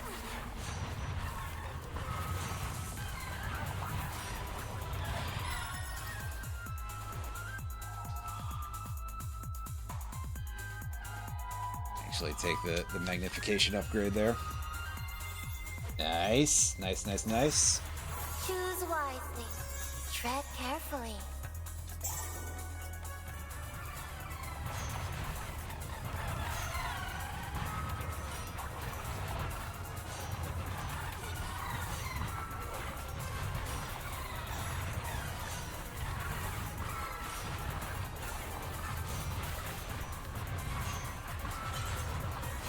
Also, the general vibes of this in the last, like, minute of the stage. Not just the fact that you get the clock turning around and going the other way, but just the overall, like, visual effects that are a lot, like, a different color and the sort of camera distortions of a sort, really. Reminds me a little bit of Wizard with a Gun, of all things. Remember when we played that a couple of months ago? And, it was a game alright. Played worse, but I've also played a lot better. But hey, it was about being a wizard with a gun, so I mean, I think it continues to deserve credit for that.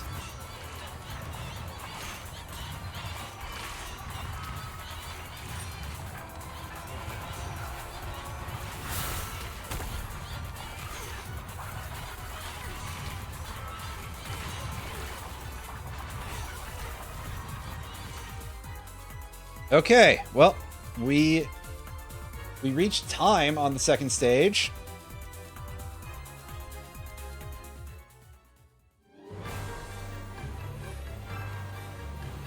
Let's see what this boss is like.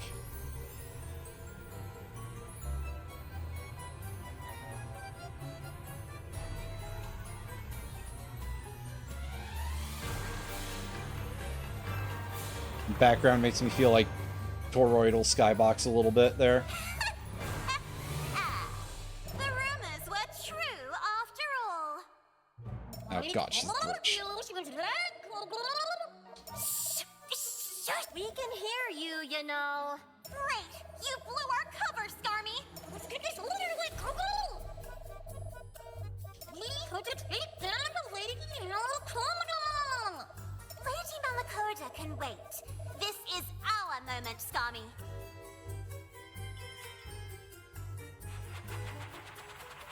Libby Kocho, I think, is also another one of the I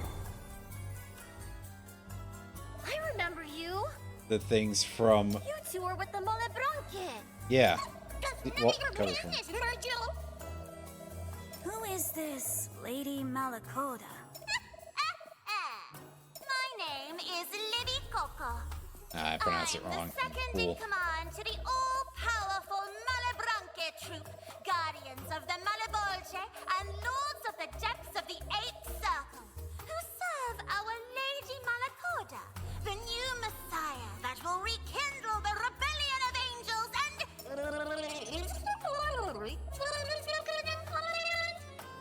Shush! You're ruining everything, Skarmy! I'm trying to scare them, or they won't take us seriously! It's not gonna help you. Don't tell me you're scared, Virgil. I'm starting to feel bad for them. The facial expression is really good there. Well, you should be scared! Lady Malacoda already knows you're back in hell, Dante!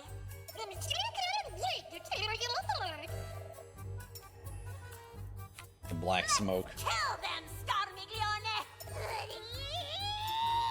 Oh, I get it. It's a reference to JoJo's Bizarre Adventure because she's clearly vampire coded.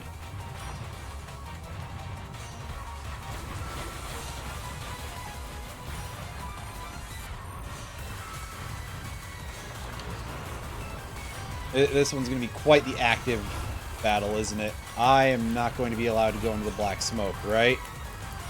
That's going to be a fast track to lots of pain, possibly outright death.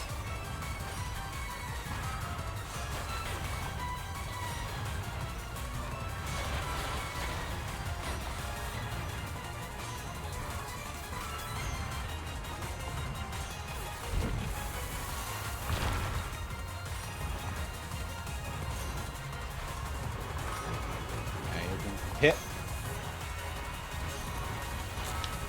This so far seems to be a lot easier. Although we've got this part going now. Fuck.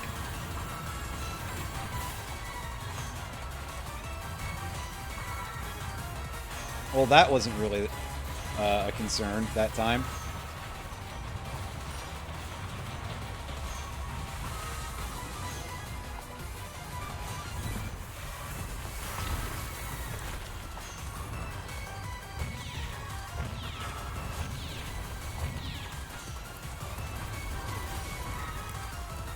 Ah, I see. I see what you're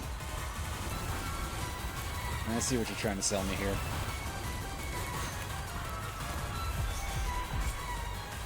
I didn't even realize their HP meters had ended. Alright, so here we go. It's time for the survival round. 45 seconds, huh?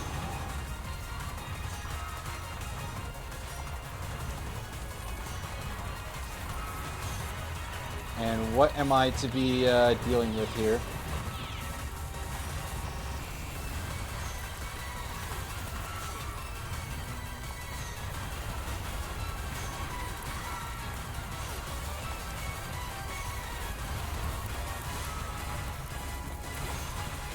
Fuck, stop getting hit by the orbs. That part's really easy, come on.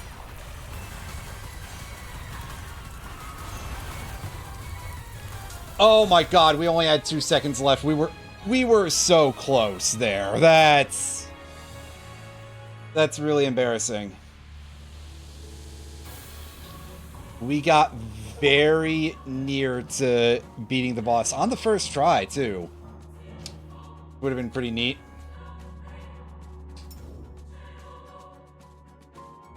We also don't have to go very hard anymore on the temples, I guess, because we got the achievement for that already.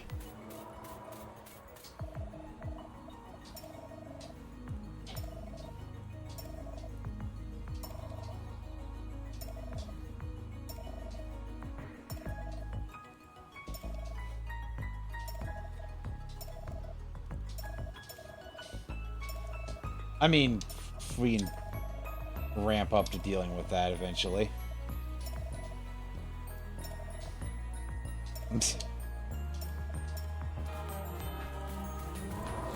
Yeah, I mean, that's a fair counter argument. Let's have a look at our things we can pick up here. Dash charge cooldown seems good.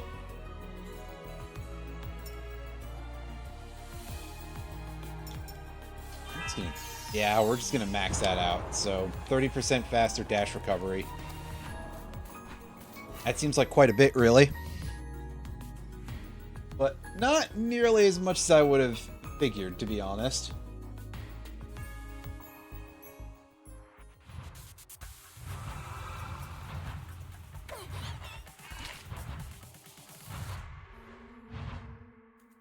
If I was able to walk faster, I'd probably have been able to walk through that, but oops.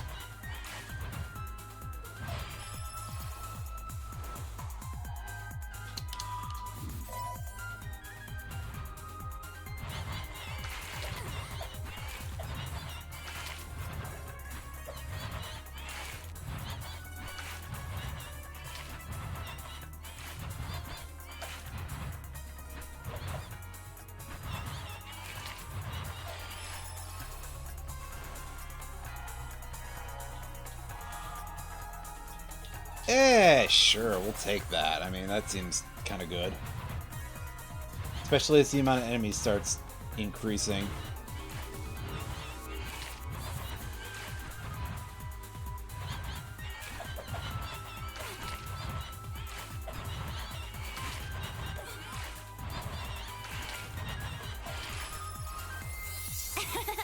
Hell doesn't stand a chance. Excellent. Grab the orb. Might have been what was missing from our DPS output earlier.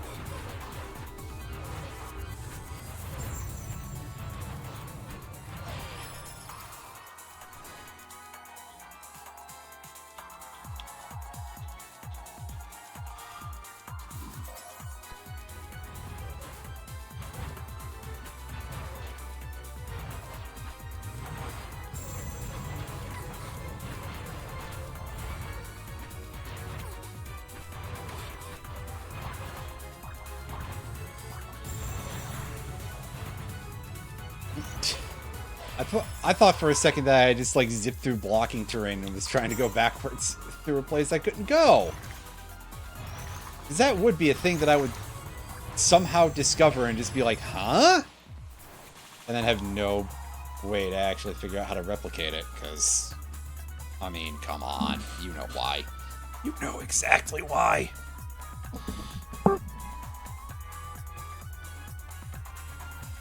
Sinistral Charge, too early for that. That's the wrong one. I thought for a second that it was Dextral Charge, which is left side and has and gives attack speed, which means that it's or left side, right side, pardon me, and gives attack speed. That part is still true. And it kind of means that it's probably a better effect. Probably. Mostly my opinion, but...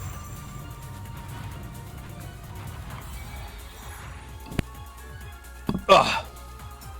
I don't know if any of that got caught on mic, but I've already sneezed on mic once today, so...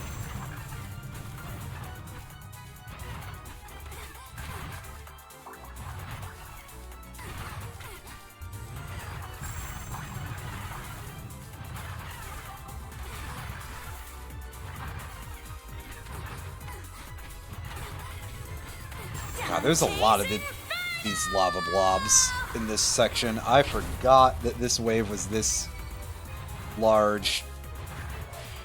That it was this hardy.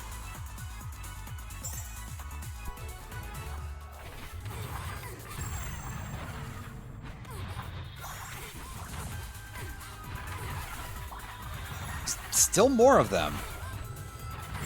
This doesn't seem the same as before. My, how wonderful. Maybe I'm just imagining it.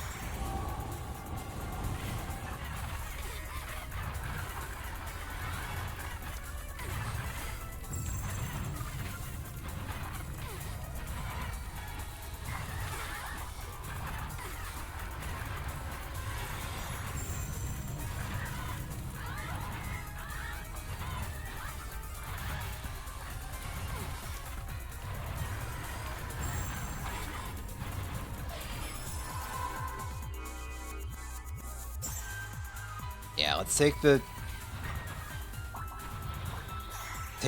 max HP up, because we're probably going to want a lot of that, actually.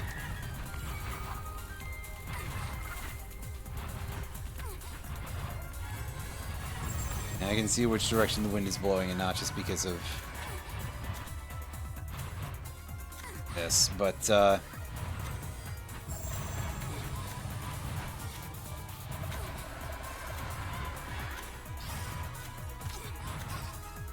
alright, so are we actually going to be able to...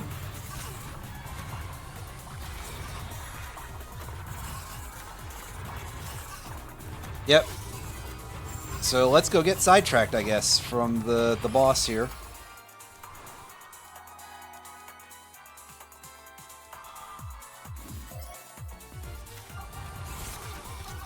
Well, not even from the boss, from getting prepped for the boss, rather.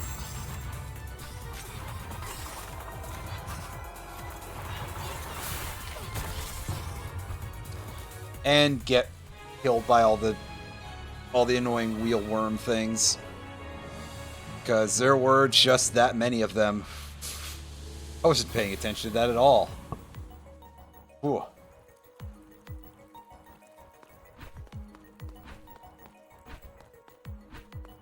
Anyone else have any dialogue here? Or do I have to wait until I rescue a character? Yeah, it looks like I gotta wait.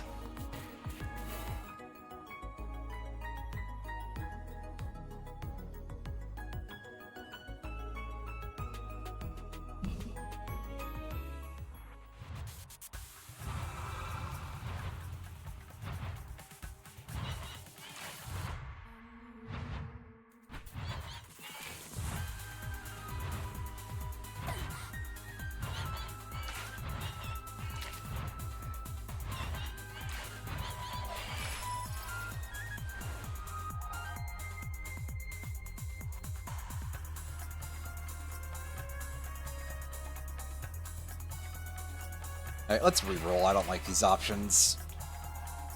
That's better.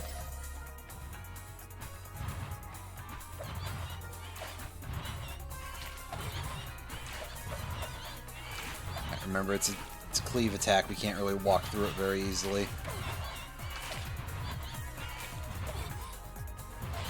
Not unless we have more movement speed. At least I presume that that will help us with that. Yeah, just take more. Just take more quill slashes here. Ah, the winds have started already. Irritating. Very, very irritating, but honestly, it's not that bad. Bravo, Dante! You're unstoppable! Take this. Like I said, I think I like that the most out of any of Horus's weapons. The other one just kind of seems to be the same thing, but a little bit worse. Take Swift Strikes and the Quills.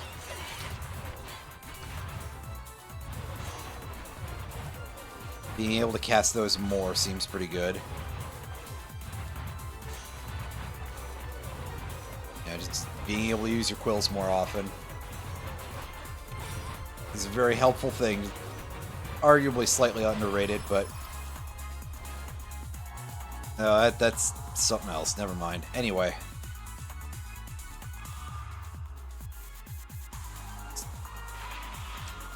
Reset this. There we go.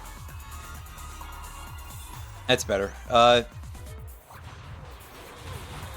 fire one could have been nice to put on the spinny swords, because I do like it for that, to just have a thing that creates areas that cause status effects, but that's fine.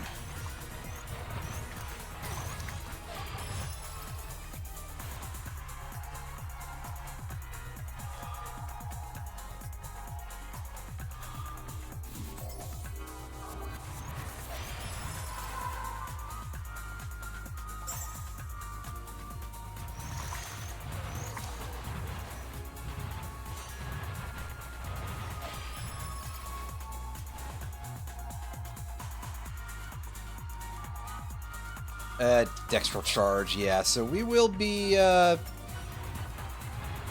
not pressing the pause button because I can't switch my weapons around outside of the level up screen, which is still truly a bizarre choice.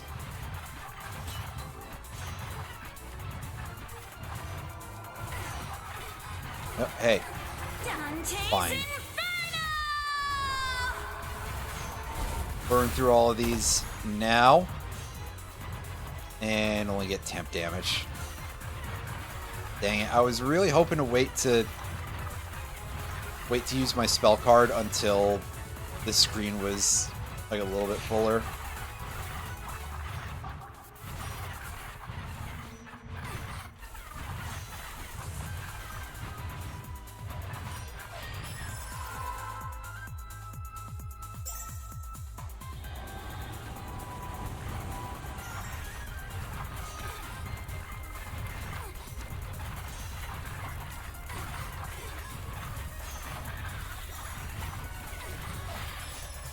Blessings aren't for the weak, Dante. Hold up. Yeah, do that.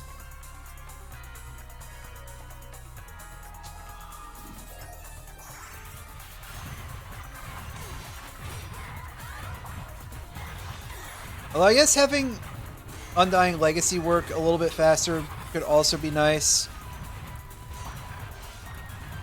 The interesting thing is that because of how the pacing for the other weapon, the Carpe Diem, works, it feels like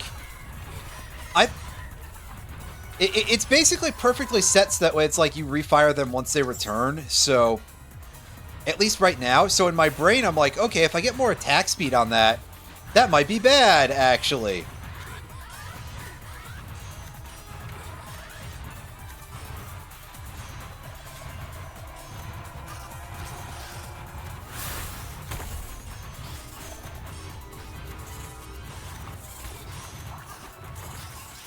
Ah! Dodging these fucking things. Oh! There's a lot of them. It's a problematically large number, really.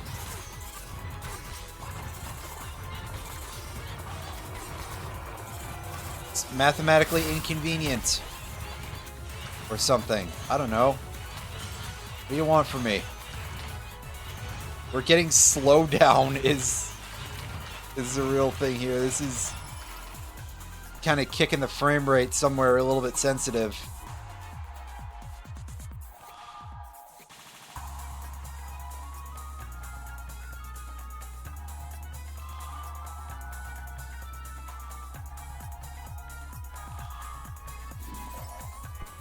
Let's use that. Which I guess slowdown is probably better than the sort of alternative, right? Because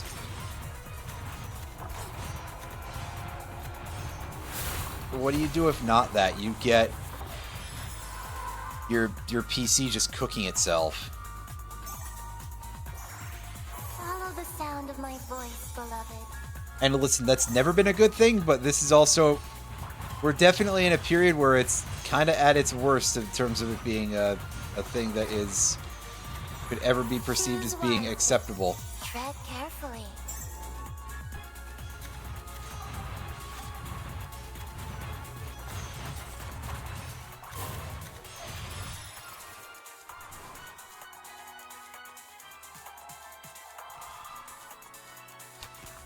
Take that.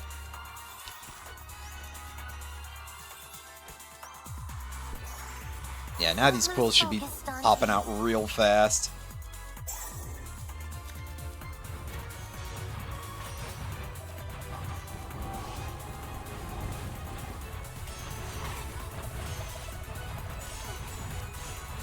Oh yeah, careful, you don't want to get too close to this thing because it's spitting out a lot of shots. Oh jeez.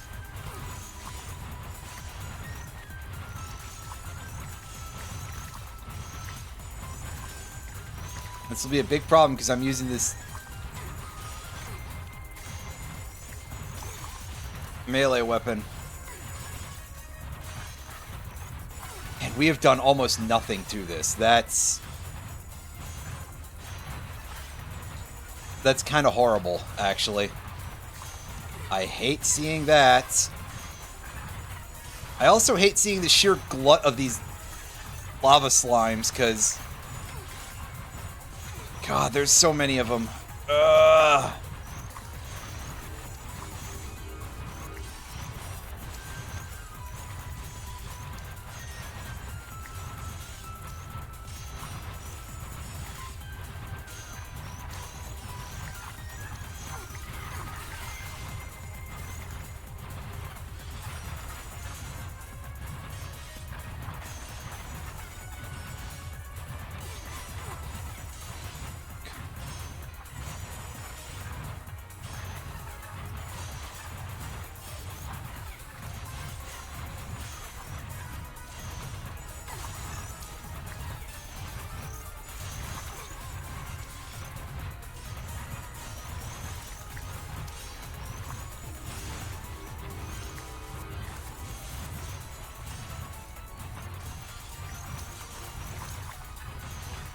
Well, it seems like the numbers have gotten a lot less, I think.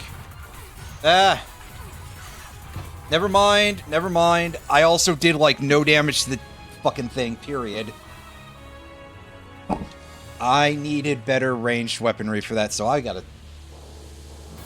I feel like I gotta switch weapons for this to actually be able to stand a chance at unlocking this last character that is in the early access. Eesh.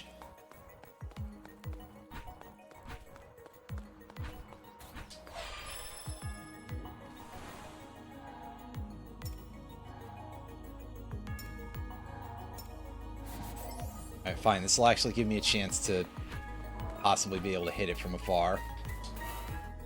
Although I'm sure the auto-aim is gonna fight against me, and I'm gonna have to basically just manually aim with the right stick the whole time. which is what I was doing a lot at the end of that fight. And by the end, I mean basically throughout the entirety of the fight, but especially when I was traveling in a circle around it. But unfortunately, the sheer amount of those blobs that were coming in causing problems.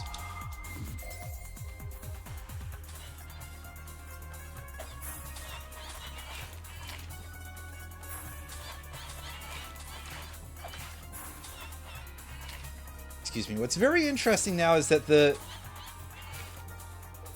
Wayfinder shots are not all being fired at the same time. Hey.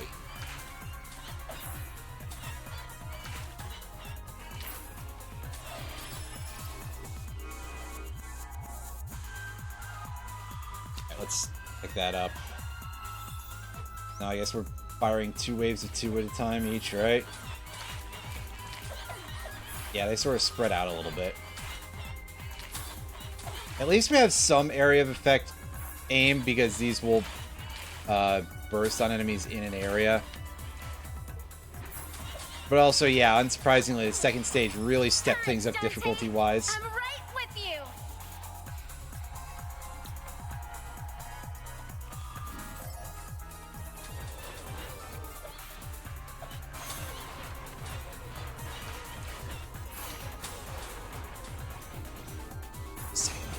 Who's out there? July 24th? Like, for what reason?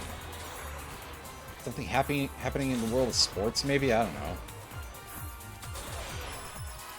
I don't keep up with that, and any news in that sort of regard just crops up in my vicinity by pure random chance.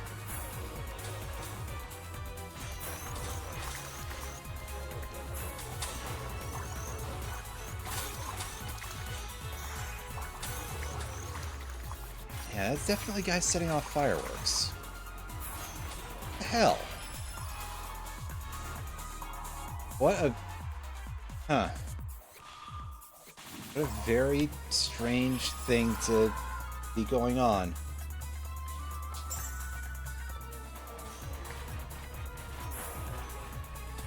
Anyway, give me more attack zone.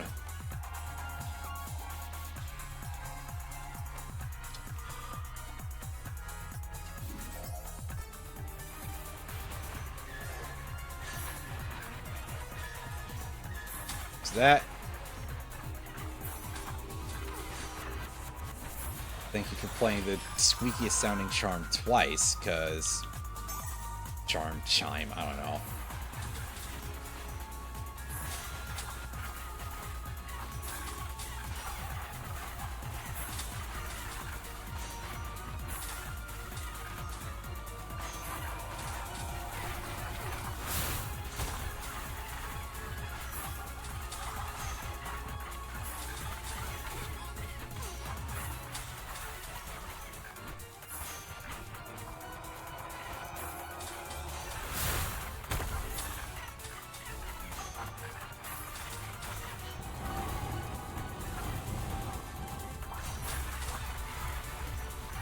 Well, this setup is giving me a better ability to handle these guys, at least, so... This might actually kind of be the better weapon than what I was using before. I was using the Dante Quill to try and get a better chance of getting more... more of Virgil's weapons to show up. But it doesn't seem like that actually has a real effect. It just seems like which character blessing you get for your weapon cards is just kind of like completely random, uncontrollable. And ultimately, as I said before, the sort of multi-layer RNG is a very bizarre choice.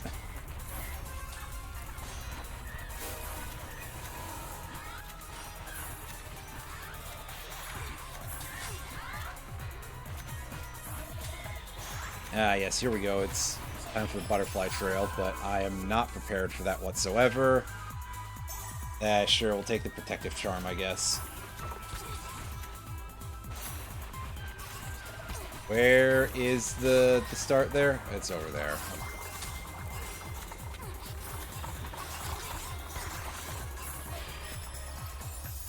Let's go. To Paradiso we go. There we go. That's the one I wanted, but... like I said, I can't really make the game, like, necessarily give me that.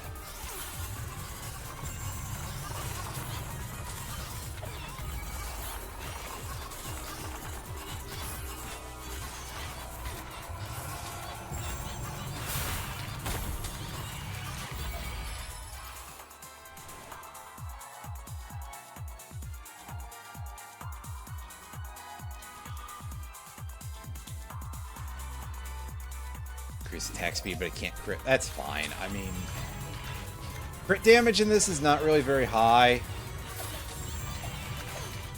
Unless you specifically push it to be a little bit higher. And I haven't really felt the desire to for a bit.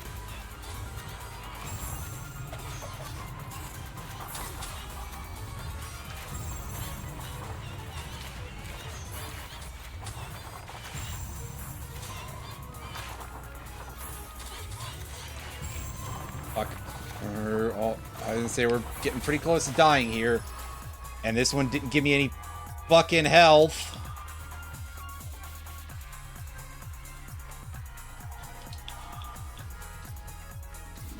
You miserable bastard. Choose wisely. Tread carefully. Alright, come on. And no health out of that one either.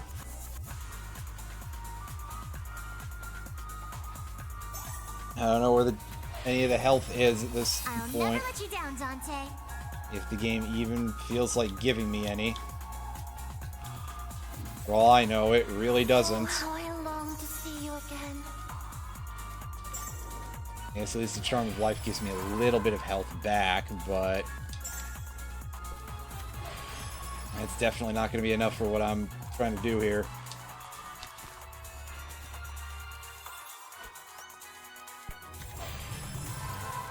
Okay, we've only got 20 seconds before we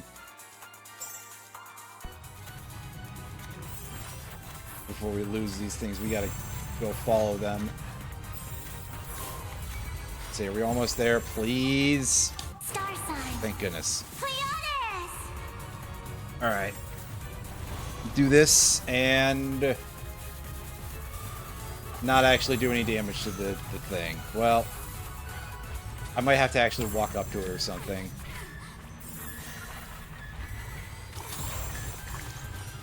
What? Why? What do you mean, dude? Well, the thing was on screen, and the game was like, that's not good enough. Sure, alright. I am really pissed off about that, actually. That's fucking stupid. That's fucking stupid, man! That's really bad. That's some awful design choices. Kind of makes me want to stop entirely. Okay, not quite that far, but it is still very bad that, like, literally, it had a health bar on screen and everything. Come on. There's multiple reasons why this is just really cheap.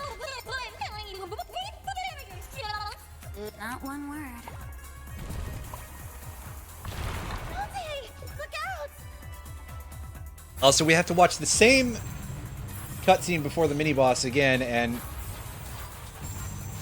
ultimately that's probably not that big of a deal. It's just that now I'm in a really salty mood, so I'm taking it a little bit worse.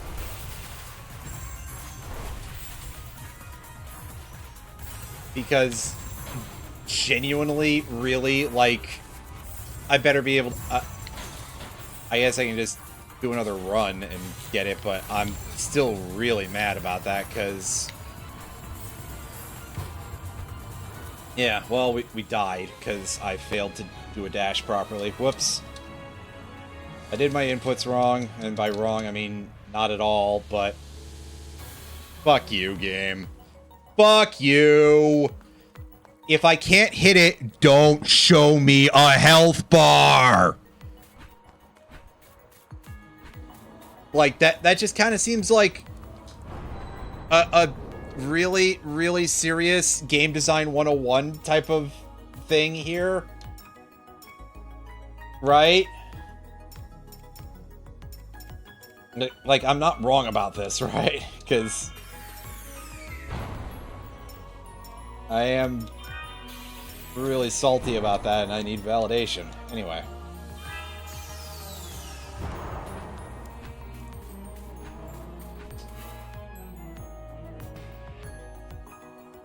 Anyway, back to business here. Let's go and try to get that again. Pause for a second while I adjust the in place here.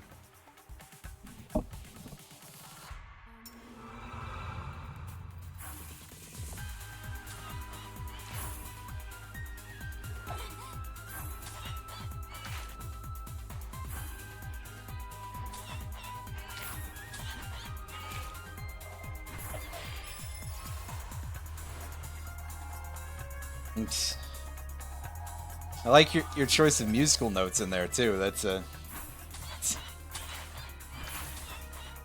I don't have really much of a follow up there. I just think that's funny.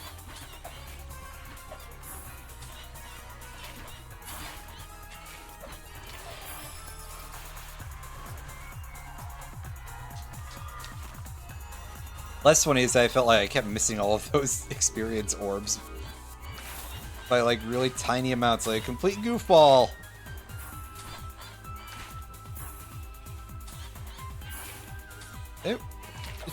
Hey. Tell how little attention I was paying to any of the other guys. Please be permanent damage at least. Yes, okay, good. It's a permanent damage buff. That will help tremendously. As I am kind of doing things in not necessarily a way that's designed to get me very far ahead here, because I keep zipping around as I fill the screen up with... God damn it. Well, okay, at least we can take the Quill, and that's a good weapon.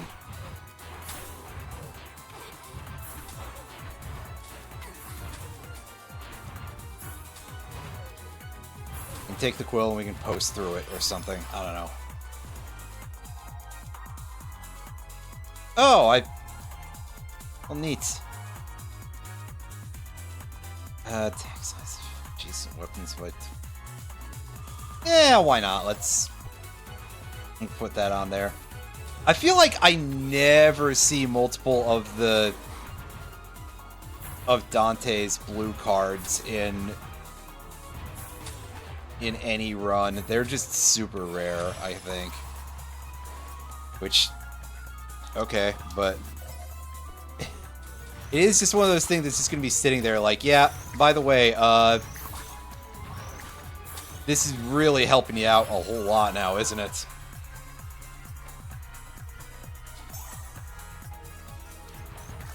To which I'll be sitting there like, oh,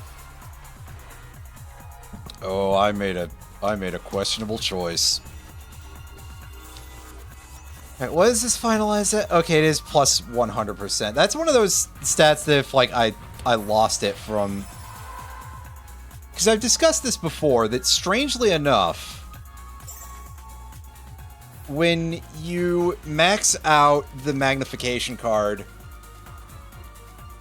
you go from 80 with a 2 and a 1, which is plus 50 and then plus 30, to a total of plus 70% attack area. That's not really a huge deal because, as I've discussed, there are some small amount of weapons for which having larger attack zones can actually be bad at certain points. But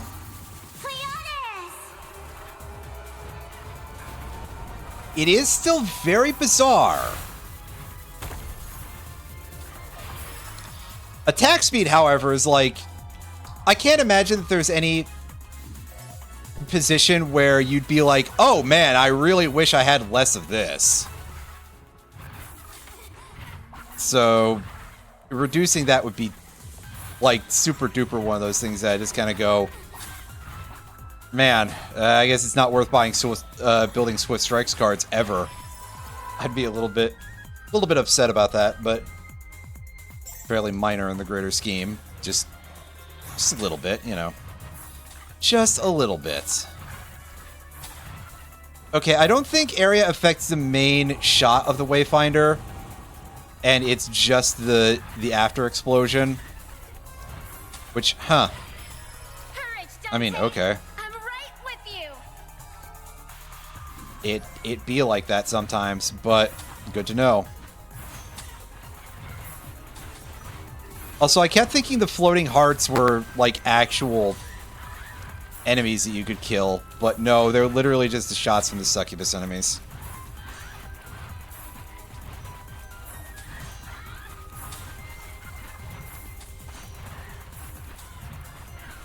I think because I just saw them with no context of an enemy attached to them for a bit at one point.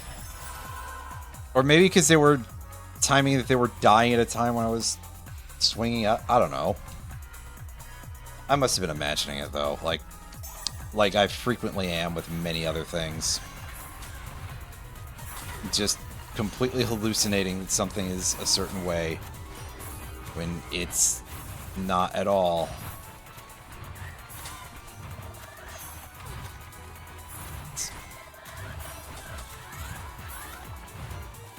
Please get out of here, all of you. These worms are enough of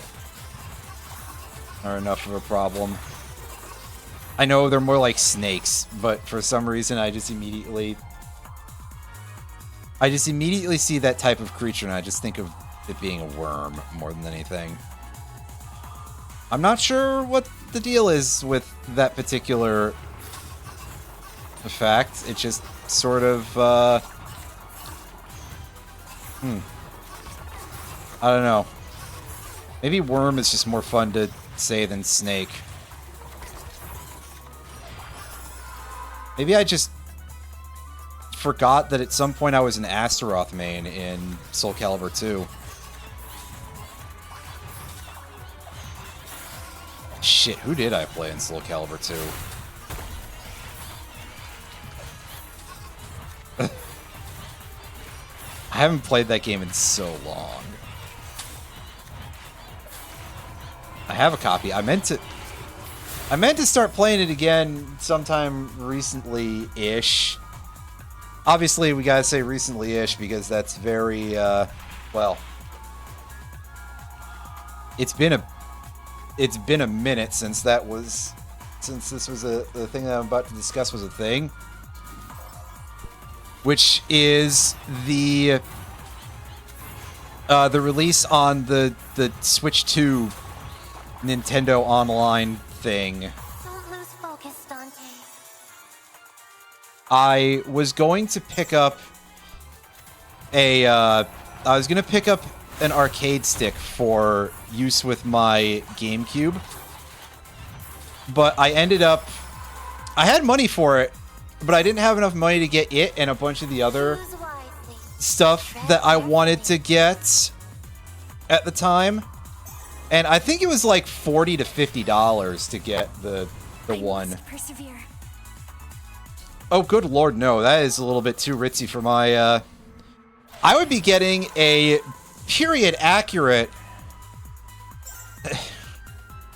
Does Hari make a... Yeah, I've seen a couple of those, actually, when I was... But in the back of my head, I'm like, every time I think about it, it's like, oh, no, Hari is a much more recent Carefully. company, isn't it? No. What I was thinking of, there was a cheap multi-system arcade stick that existed for the, as it were, 6th generation consoles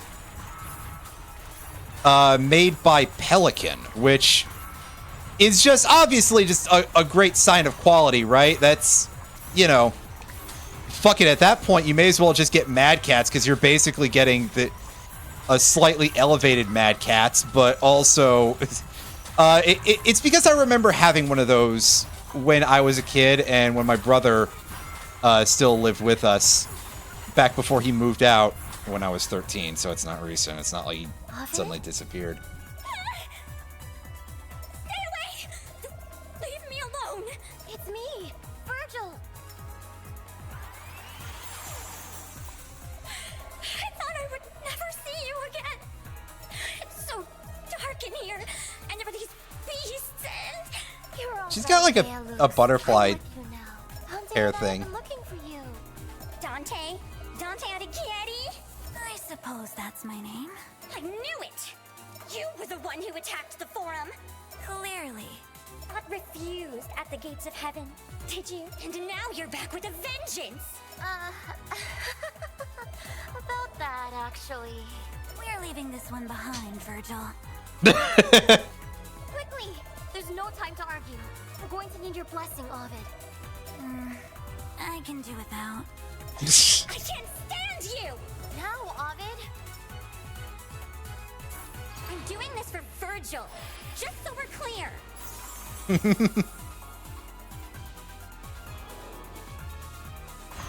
But yeah, it was just this kind of cheap ass thing that I remember having as a kid, and I was gonna, and I think probably because all the other options were crazy ass expensive, and possibly because they were only released in certain territories, I would certainly assume that they were like Japanese exclusive.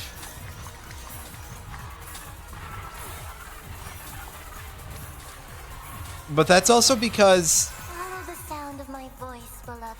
Ooh.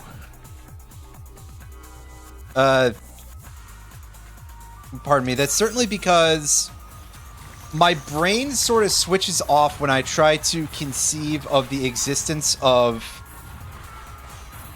other arcade sticks being released in the States in that sort of era. I mean, obviously, in more recent times, their arcade joysticks have sort of taken off quite significantly, and you can find decently priced ones. I own and occasionally use, but only very occasionally because it's the type of thing that needs a special type of game. A Mayflash branded one that I think cost $70 that was a multi-system type of thing. I used that for the PC and some other stuff. It's got some very good parts in it. But yeah, stuff prior to like PS3 type of era, in my head I'm like, did we really get any of those outside of Japan, anywhere outside of Japan, but especially here in the States? And I guess we probably did. Other than the NES Advantage. The NES Advantage is the big one that I know of from ye olden retro times. Which I guess some people probably consider the PS3 to be retro now, so like maybe I got to be careful with how I word that, because God, the PS3 did come out a very long time ago, actually. It is nearly 20 years old, I believe, if not actually 20 years old. Slightly terrifying to think about.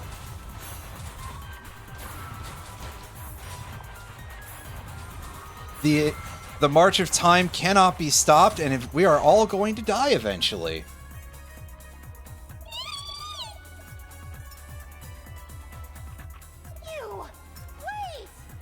She couldn't have gotten far. Let's keep going. I did at one point kind of want to get a SNES arcade stick.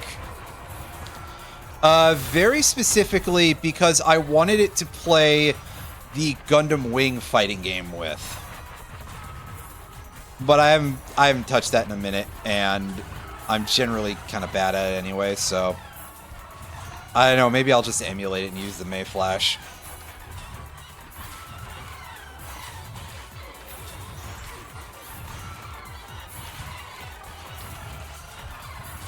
But yeah, I just kind of wanted one of those like old school arcade sticks just for playing the old fighting games with, just because in the back of my head it's like a large part of it really is that I have a certain nostalgia for it. I'd probably be kind of shit at Soul Calibur 2 no matter what I'm playing it on. Really, I don't think you require an arcade stick to actually be good at fighting games. If you get good with other types of controllers, I mean, really, whatever you can use that has enough buttons to do your thing.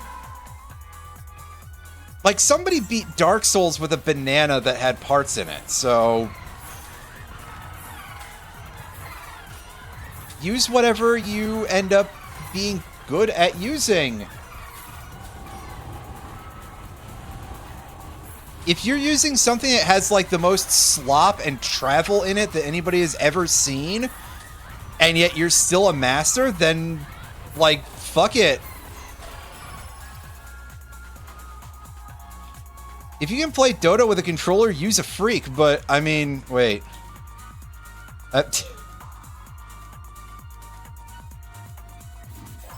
Don't take that judgment too seriously. That's a joke. Plus, I don't think Dota will actually properly work with a controller. I have seen the existence of some MOBA-type games that use controllers. I mean, listen, Pokemon Unite exists, so QED. Zelda 2 Rando Player has a musical keyboard as a controller. This is a PC keyboard. That part is a little less weird.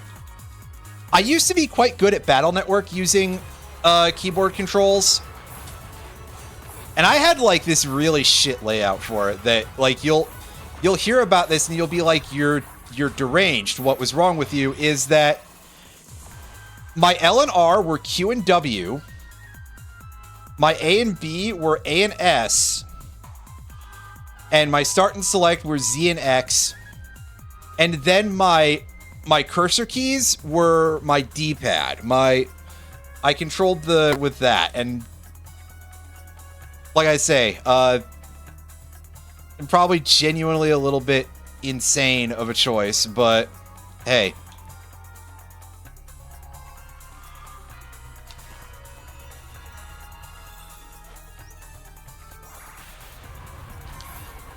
There is a part of me that would kind of like to actually find like a really bizarre system of using inputs and just like learn to play a game using that.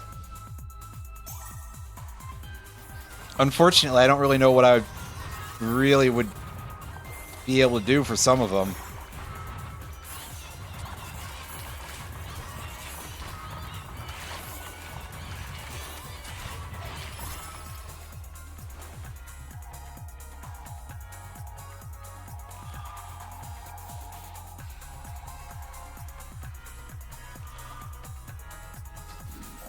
Here, we'll take that and just have more projectiles for the close range weapon.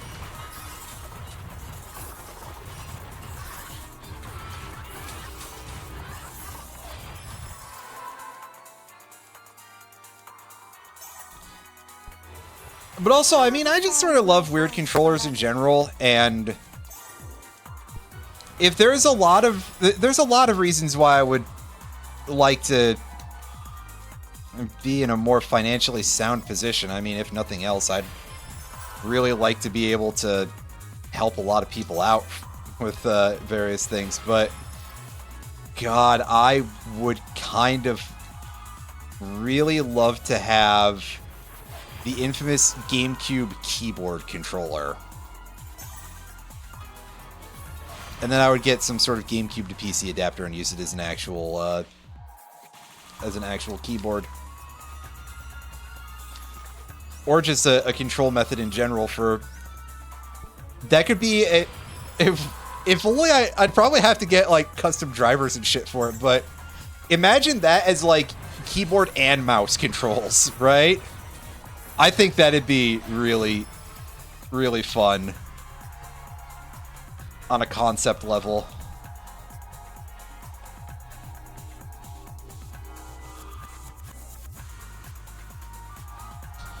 Now we'll take the chain lightning and put that on our wayfinder. Which, those things are going so fast, it's really silly. Raising attack speed mostly seems to be projectile rate for those.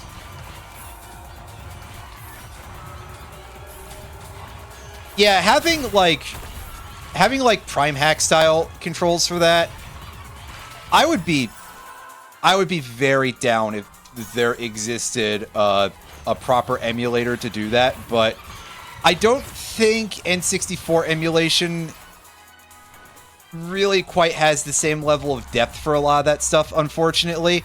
Not out of a lack of popularity, but just because I don't think a lot of people are actually working on that period.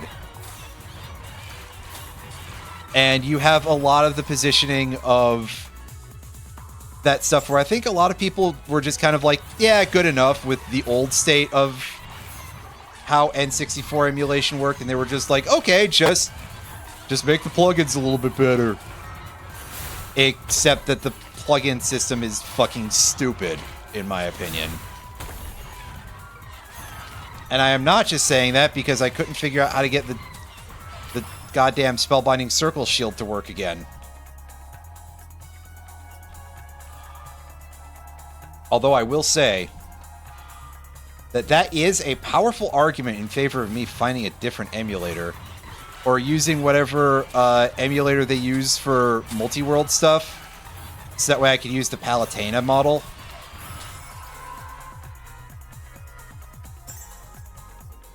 Or possibly other models that sound interesting. I would say, or look at the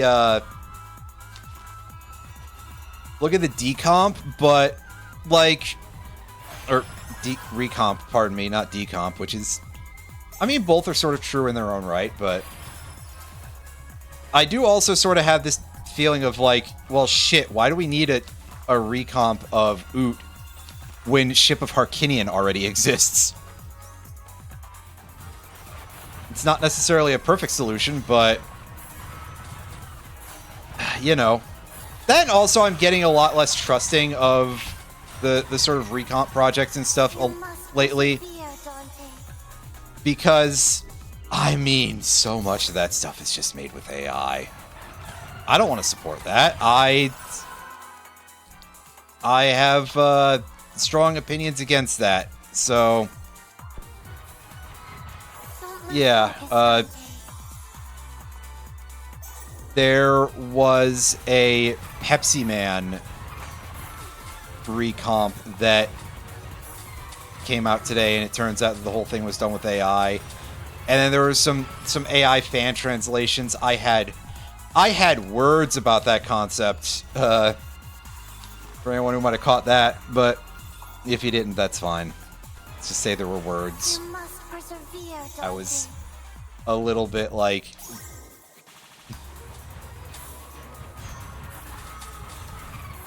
I don't know, I could probably have said the phrase "kill yourself" a lot more about those people, but I thought maybe there was sort of an upper limit on what you could get away with, especially on Blue Sky, a website where all the mods are like, hey, we love Tech Bro, you know, because that was Jack Dorsey's original attempt to make a website for cryptocurrency shit, basically.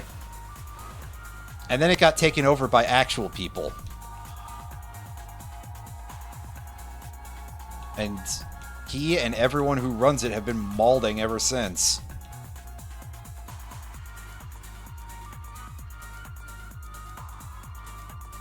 Like a bunch of fucking weenies. Anyway. Enough of that. Let's...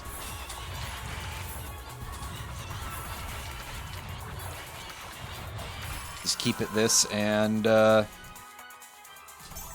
get some more health. Because I'm probably going to need it to beat this boss. And honestly, we're this deep in, we should probably actually try.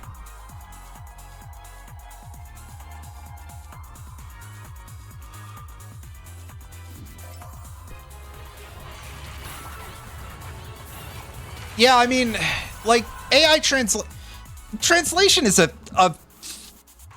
thing that requires a lot of efforts. Like, there's a lot of nuance that goes into word selection and things like that. I think there's just some portion of the internet that has never gotten over this sort of, kind of, like...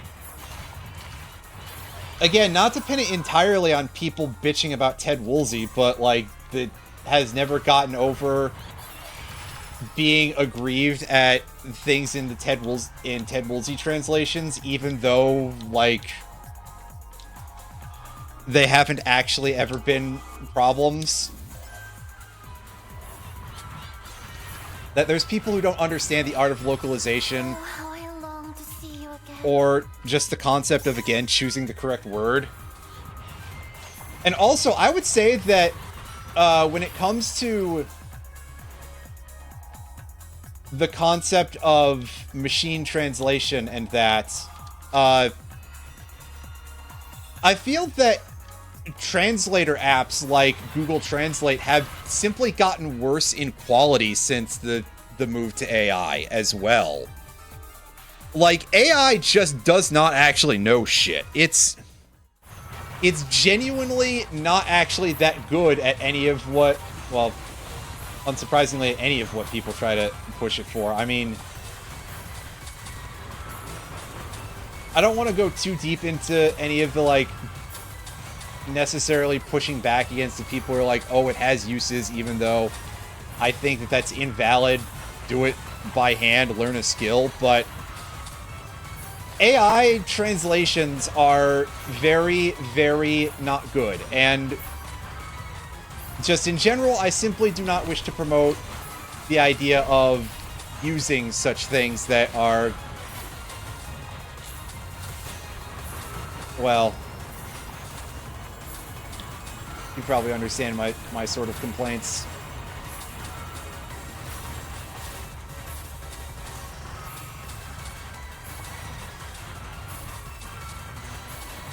God, we really didn't do much damage during that phase, and I'm not sure if it was due to the, like, smoke effects or something, but...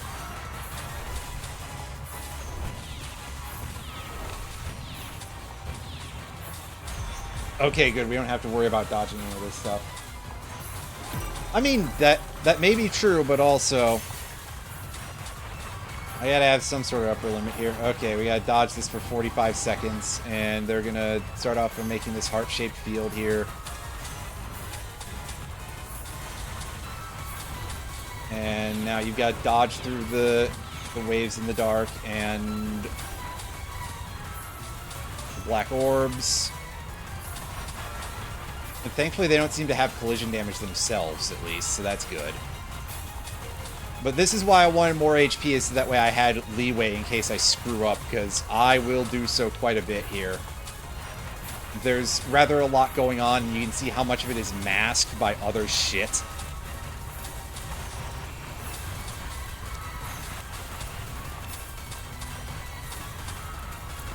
It's what you might consider to be a bit of an issue. Anyway, hey, we beat the second boss. It only took us 2 tries. Once again. Who is this Lady Malacoda? Wait! I can't breathe!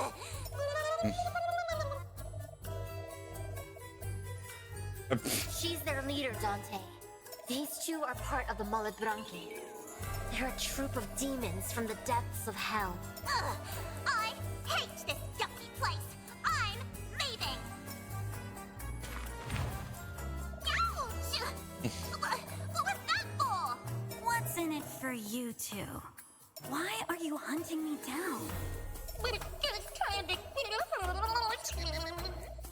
Shush! We agreed I do the talking, Scummy! Well, yeah, because she appears to need the fishbowl constantly. No, I agree. Let the obnoxious bat do the talking. We promise we won't hurt you, alright? Liar! Liar! You're liars! Well, no information from them, but I'm They're pretty sure gone, Virgil knows huh? basics anyway, so... Maybe we were too harsh, Dante. Shh. Listen. Oh, please, Scummy! Find some other place to hide!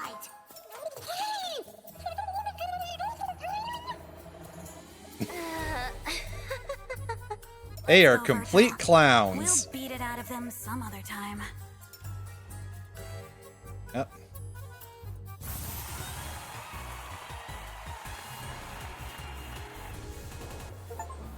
Real helpful. But we did unlock our what I believe to be the last character for this this early access. We shouldn't have any. I think there's nothing else for us to get. Only the 4 of us remain. I hope everyone's alright, wherever they are. We trust you two will find them, Virgil. It's okay. You Keyboards rescued are. the 3 of us, after all. I trust Virgil. I trust Virgil most of all, too. You two. Huh? I know that look. What is it you're wanting to tell us? You see, everyone, I've been thinking about something. About Yeah? my time in the Mountain of Purgatory. Mountain of Purgatory?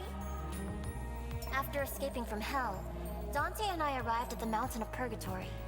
That's where sinners are allowed to repent and grow as individuals. They're given a chance at salvation. While we poets are stuck in limbo for eternity. That's what you're getting at, isn't it, Virgil? Why don't we have that opportunity, I wonder? Because we're pagans from antiquity. You know that. Besides, I mean, it's not like we've been doing nothing all this time. I've written hundreds of epics since I've got here.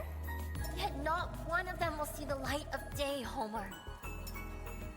That is a lot of. Eternity has made us too comfortable, too numb. I mean, I guess we have been taking Stagnated forever our to hit this, so. potential as poets, as people. We've had this forum all to ourselves for centuries. What else could we ever want? Closure. We all know how much we yearn for it. Who says this is our last chance to ascend, anyway? The Last Judgment, I presume. Could it be you've regained your memories, Dante? Beatrice warned me about it. Got a little too excited there. What about this last judgment, Virgil?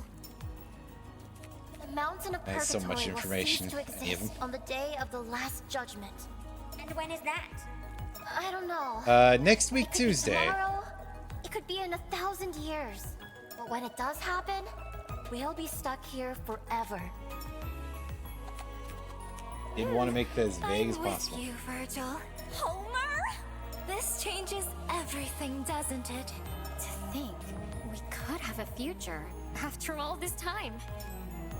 All right, everybody, let's climb out of let's climb out of hell. What do you say, Ovid? We are ever striving after what is forbidden and coveting what is denied to us like the fools we are. Oh, Ovid. You could have just said yes. We're all in your hands, Virgil. Dante. Well, that's going to be a lengthy endeavor, surely. Can you hear me, Beatrice? You're feeling uneasy, beloved. Disoriented. The prideful aren't allowed into Paradiso, you know. Neither am I, as it seems. I need you to tell me all you know about Virgil. Why did you choose her to guide me to heaven? She's the only one who could, Dante. Because she'd done it before, I presume. You're starting to understand, beloved. That Virgil isn't to be entirely trusted. She's loyal, especially to you. Yet her motives for helping you have changed. You've been listening to my conversations, Beatrice. Indirectly, yes. I am your guardian angel, after all. You and Eh, Virgil just a are guess. just the same. Liars? Maybe a little. Dante, after we parted ways in Paradiso, I had my very soul split in two at my own request. Why, Beatrice? Part of me remains in the white rose where it belongs. She's the one who will welcome you back into Paradiso. And you? This part of me has become one with you, Dante. I exist purely within your heart. Your emotions, your spirit, your blazing resolve. I can feel it all, as if your heart were my very own. If that is so, Beatrice, you must know my can't you- own motive is changing too. That's of no matter to me, beloved. My love for you is wholehearted and unreserved. This part of me that loves you, Dante. This part will live and die with you. I somehow doubt that. You wouldn't be Dante if you didn't. You can feel Cannot it be then. separated. This blazing flame in my chest.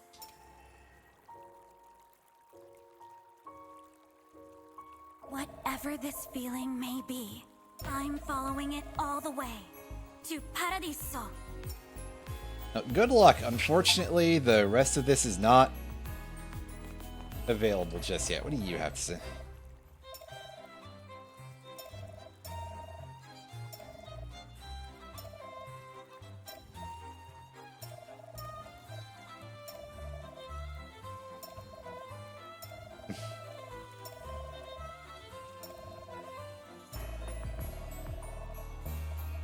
Ah, yes, they love arguing, to be fair.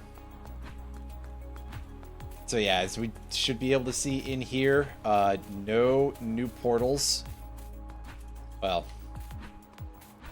none of them with new anything in there, so.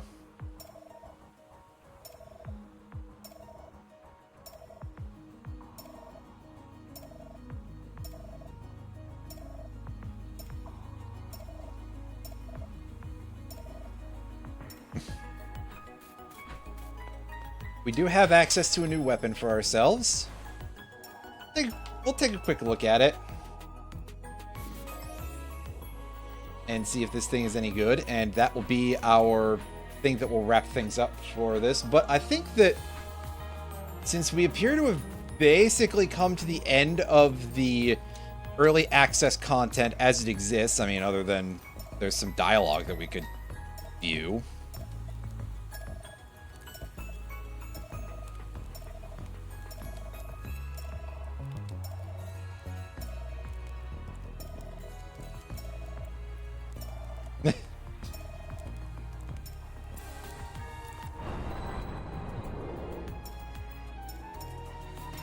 Again, I mean, it's very early on in the game's build cycle, so, you know, I can't complain about it, really. It's a perfectly fine amount of content up to this point, but yeah, it means that probably next week we're going to be switching over to something else, because we've more or less completed what's here.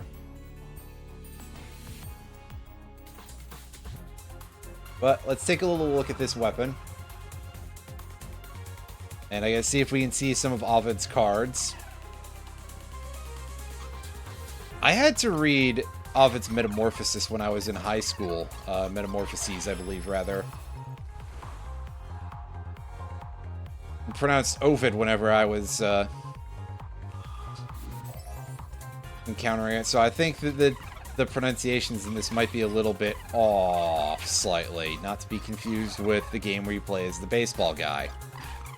Because we already played that sometime last year. I forget when it was, but it was sometime last year. Venus didn't tell us much, did she? You'll beat it out of her, Virgil.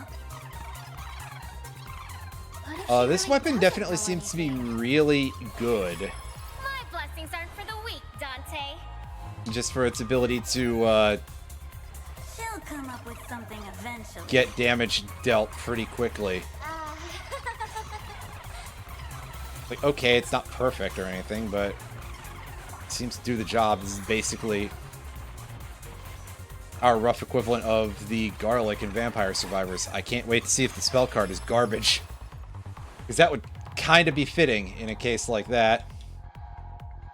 And yeah, no projectile bonus, because that would be silly.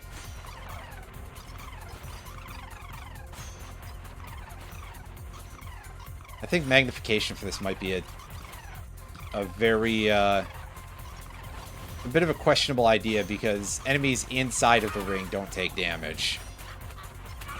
So you'd want to apply that with great care.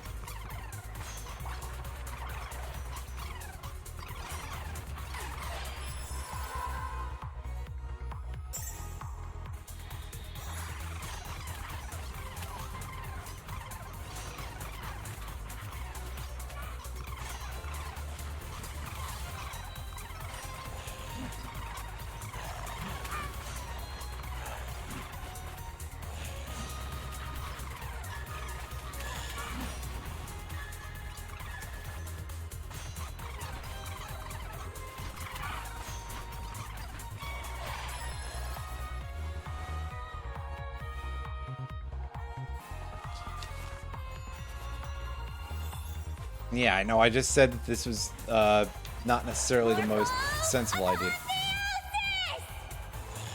But hey.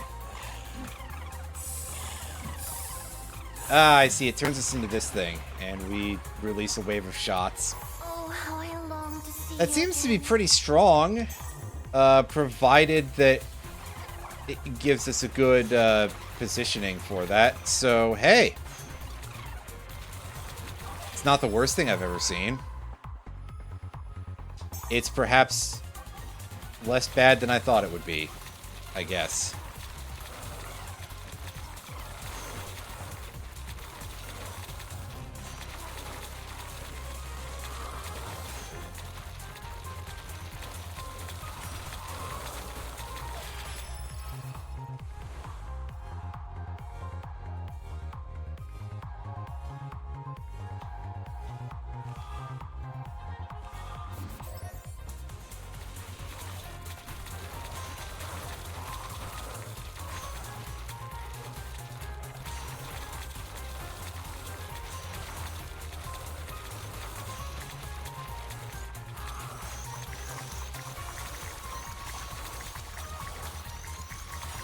Here, let's let these guys just sort of pile in and let the EXP bits just sort of remain in a nice cluster so that way we can grab them all basically at once we're done with this group of enemies.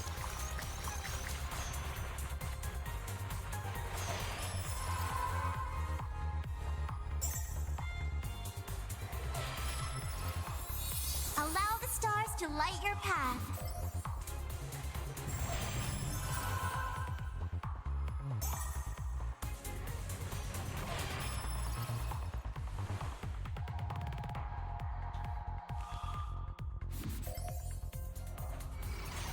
Feels on some level like it would be very nice if we could just get the if we could get to see the specific blessing cards from Ovid immediate, well, you know, or any other character as soon as we get them. Basically, not even necessarily same run, but more like the next run afterwards. Then again, I feel like we were able to get that with the others, so maybe we're just unlucky.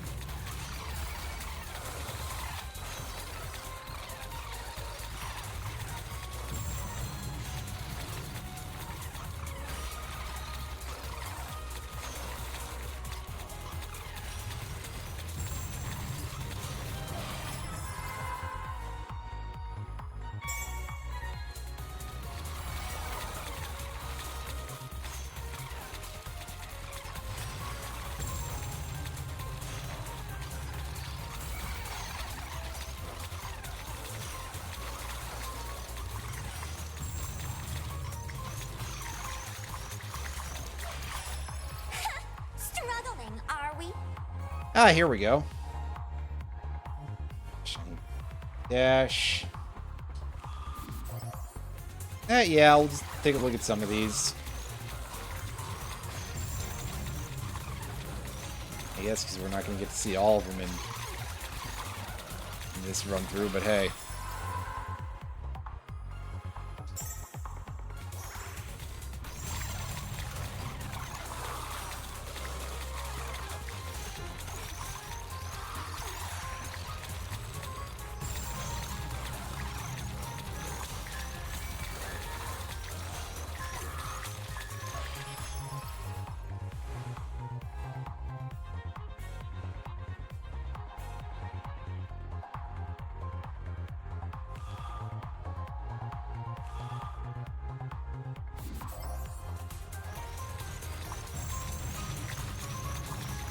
Although I don't know if I've seen this thing do damage yet, because it seems like it's got quite a delay on it.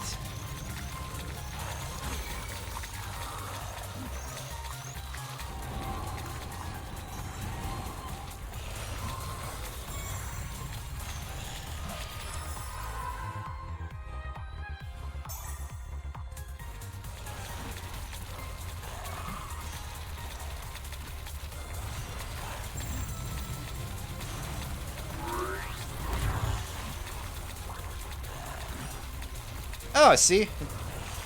Turns into a butterfly of some kind. Butterfly moth. And then did it go back into its, No, it's still there, it just disappears during the spell card. Well, there's something kind of interesting about that from a design perspective of, like, a weapon that you just get and then it's time locked. That feels quite unusual for the genre.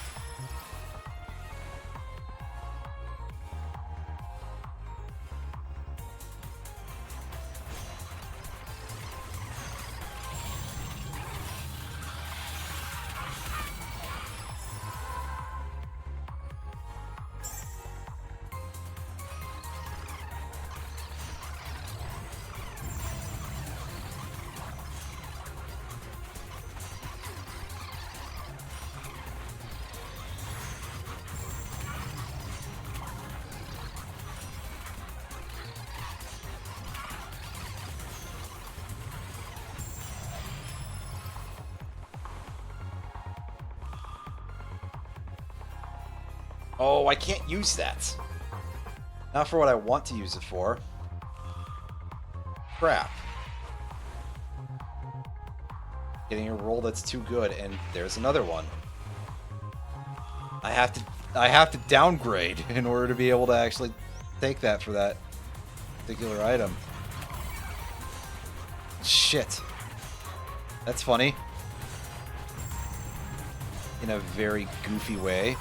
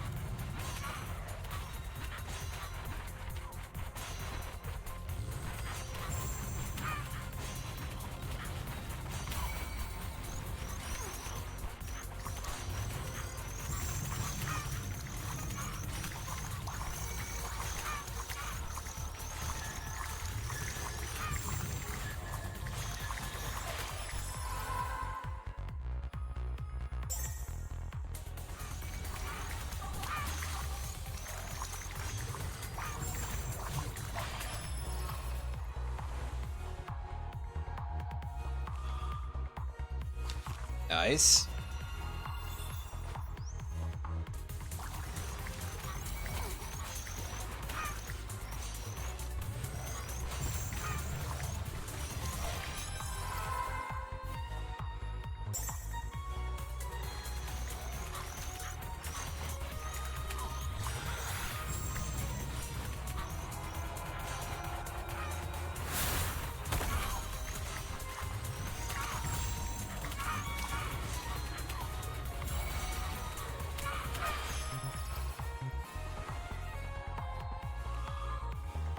Oh no, we can't do that this time.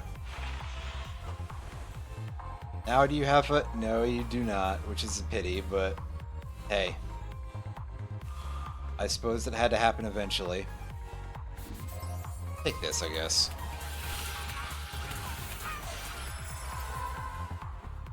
As if our orb needs to fire less often, but still. The damage output increase does seem to be pretty good since it's so strong.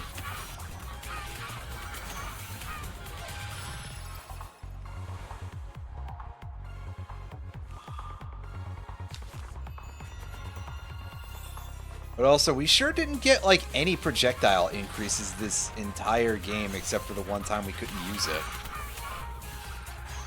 At least not this run. That's kind of funny to me, actually, a little bit.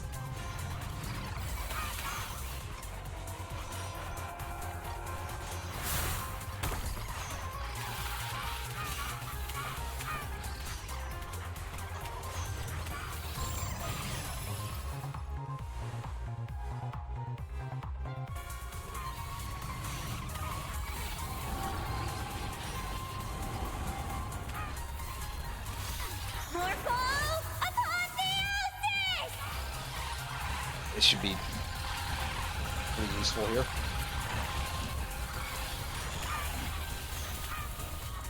Plus, I get to take a sip of water while I'm sitting there watching the thing play for me, basically, because I don't have control after that point.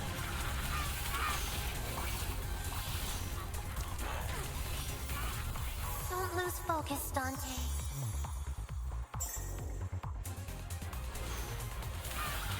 Oh, how I long to see you again.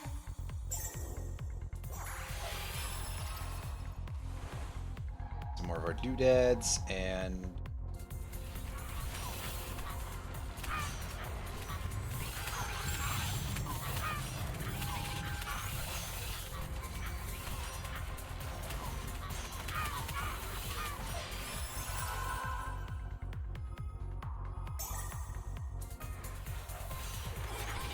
that moth is getting huge.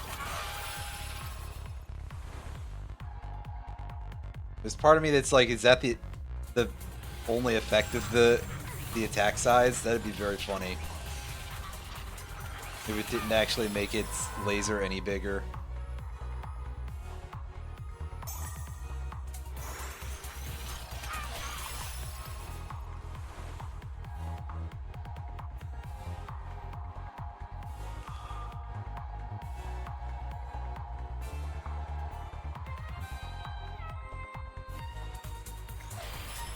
Oh, how I long to see you again. Alright, yeah, we're at the point we're getting the... Well, I guess because it's the end of the level, right? Yeah, sure, let's take another one of these. For our... more of our slow but powerful attacks, because... at this point, that's where our build is ending up. If they're giving me two of Choose wisely. that charm Tread at carefully. that sort of level, then okay. That's just sort of how it goes.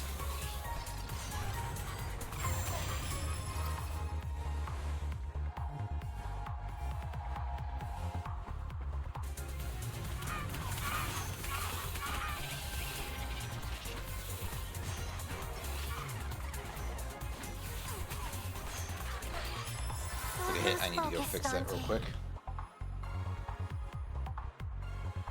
Yeah, I'll take more crit chance, because that seems like a decent amount actually from that level, but I I mean, Charm of Growth sounds nice until you realize there's literally 25 seconds left in the level when it's showing up, so... Fat lot of good that does me. That's just the game kind of being like, hey, you know this thing that you could have, that would be really nice, but...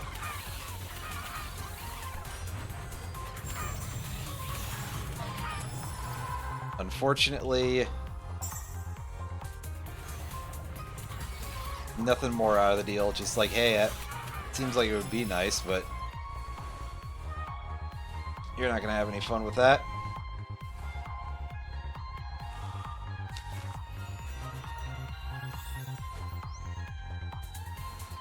Hey, that has all 3 gold cards on it. That's neat. I do like the look of the black and gold curse cards just in general. It's a nice color scheme. Oh hey, look, another cutscene.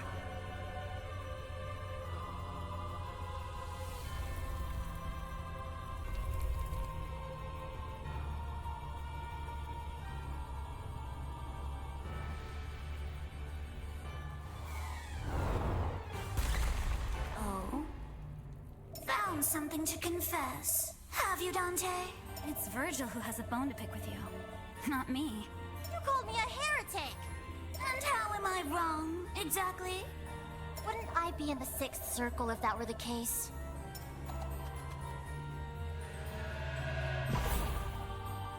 Oh, I see. You poets of Limbo underestimate the mercy you've been granted.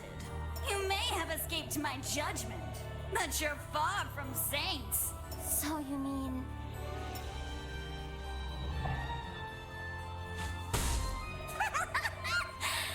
If it weren't for that forum, a lot of you would have been scattered all throughout the 9 circles. And what would your circle be, were you not queen of the underworld? You're in it, you imbecile! I am in hell! Ugh. And it's being made all the worse because of you!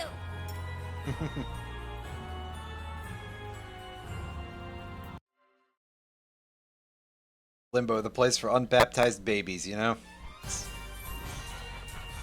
Somehow the idea doesn't seem very impressive.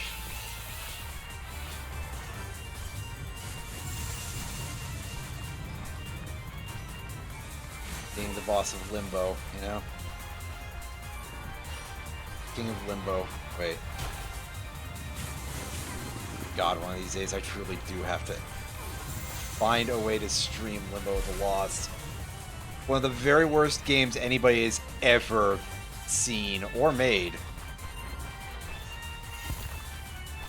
Kind of impressive in a certain way of how bad it is. It's the sort of thing that I would be playing with a big list of all of the stuff they stole also, because it is made up almost entirely of stolen assets. So I think it'd be fun to say things about it. Either stolen assets or like off-the-shelf stuff that was clearly asset flipped, and that is, you know, it's not necessarily so much of a bad thing. Obviously, there's a lot of that stuff that exists anyway. It's just that it has kind of a bad name because, like, specific subcategories.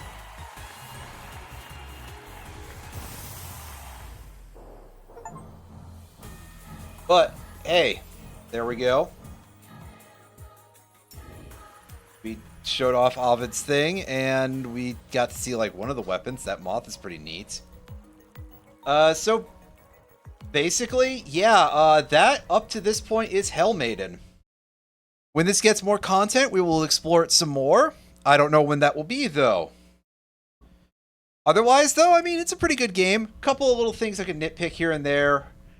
But a large part of it is just, like, a matter of attrition. Just, like, keep grinding out the game until you get stats to be in a better shape to deal with things. Kind of like a lot of these games, really. But I am sort of getting to a point where it's getting good, but also the fact that there isn't much more content does kind of gut my motivation a little bit. Oh well, that's just how it goes. Thank you for watching. We will be starting on something new next Friday.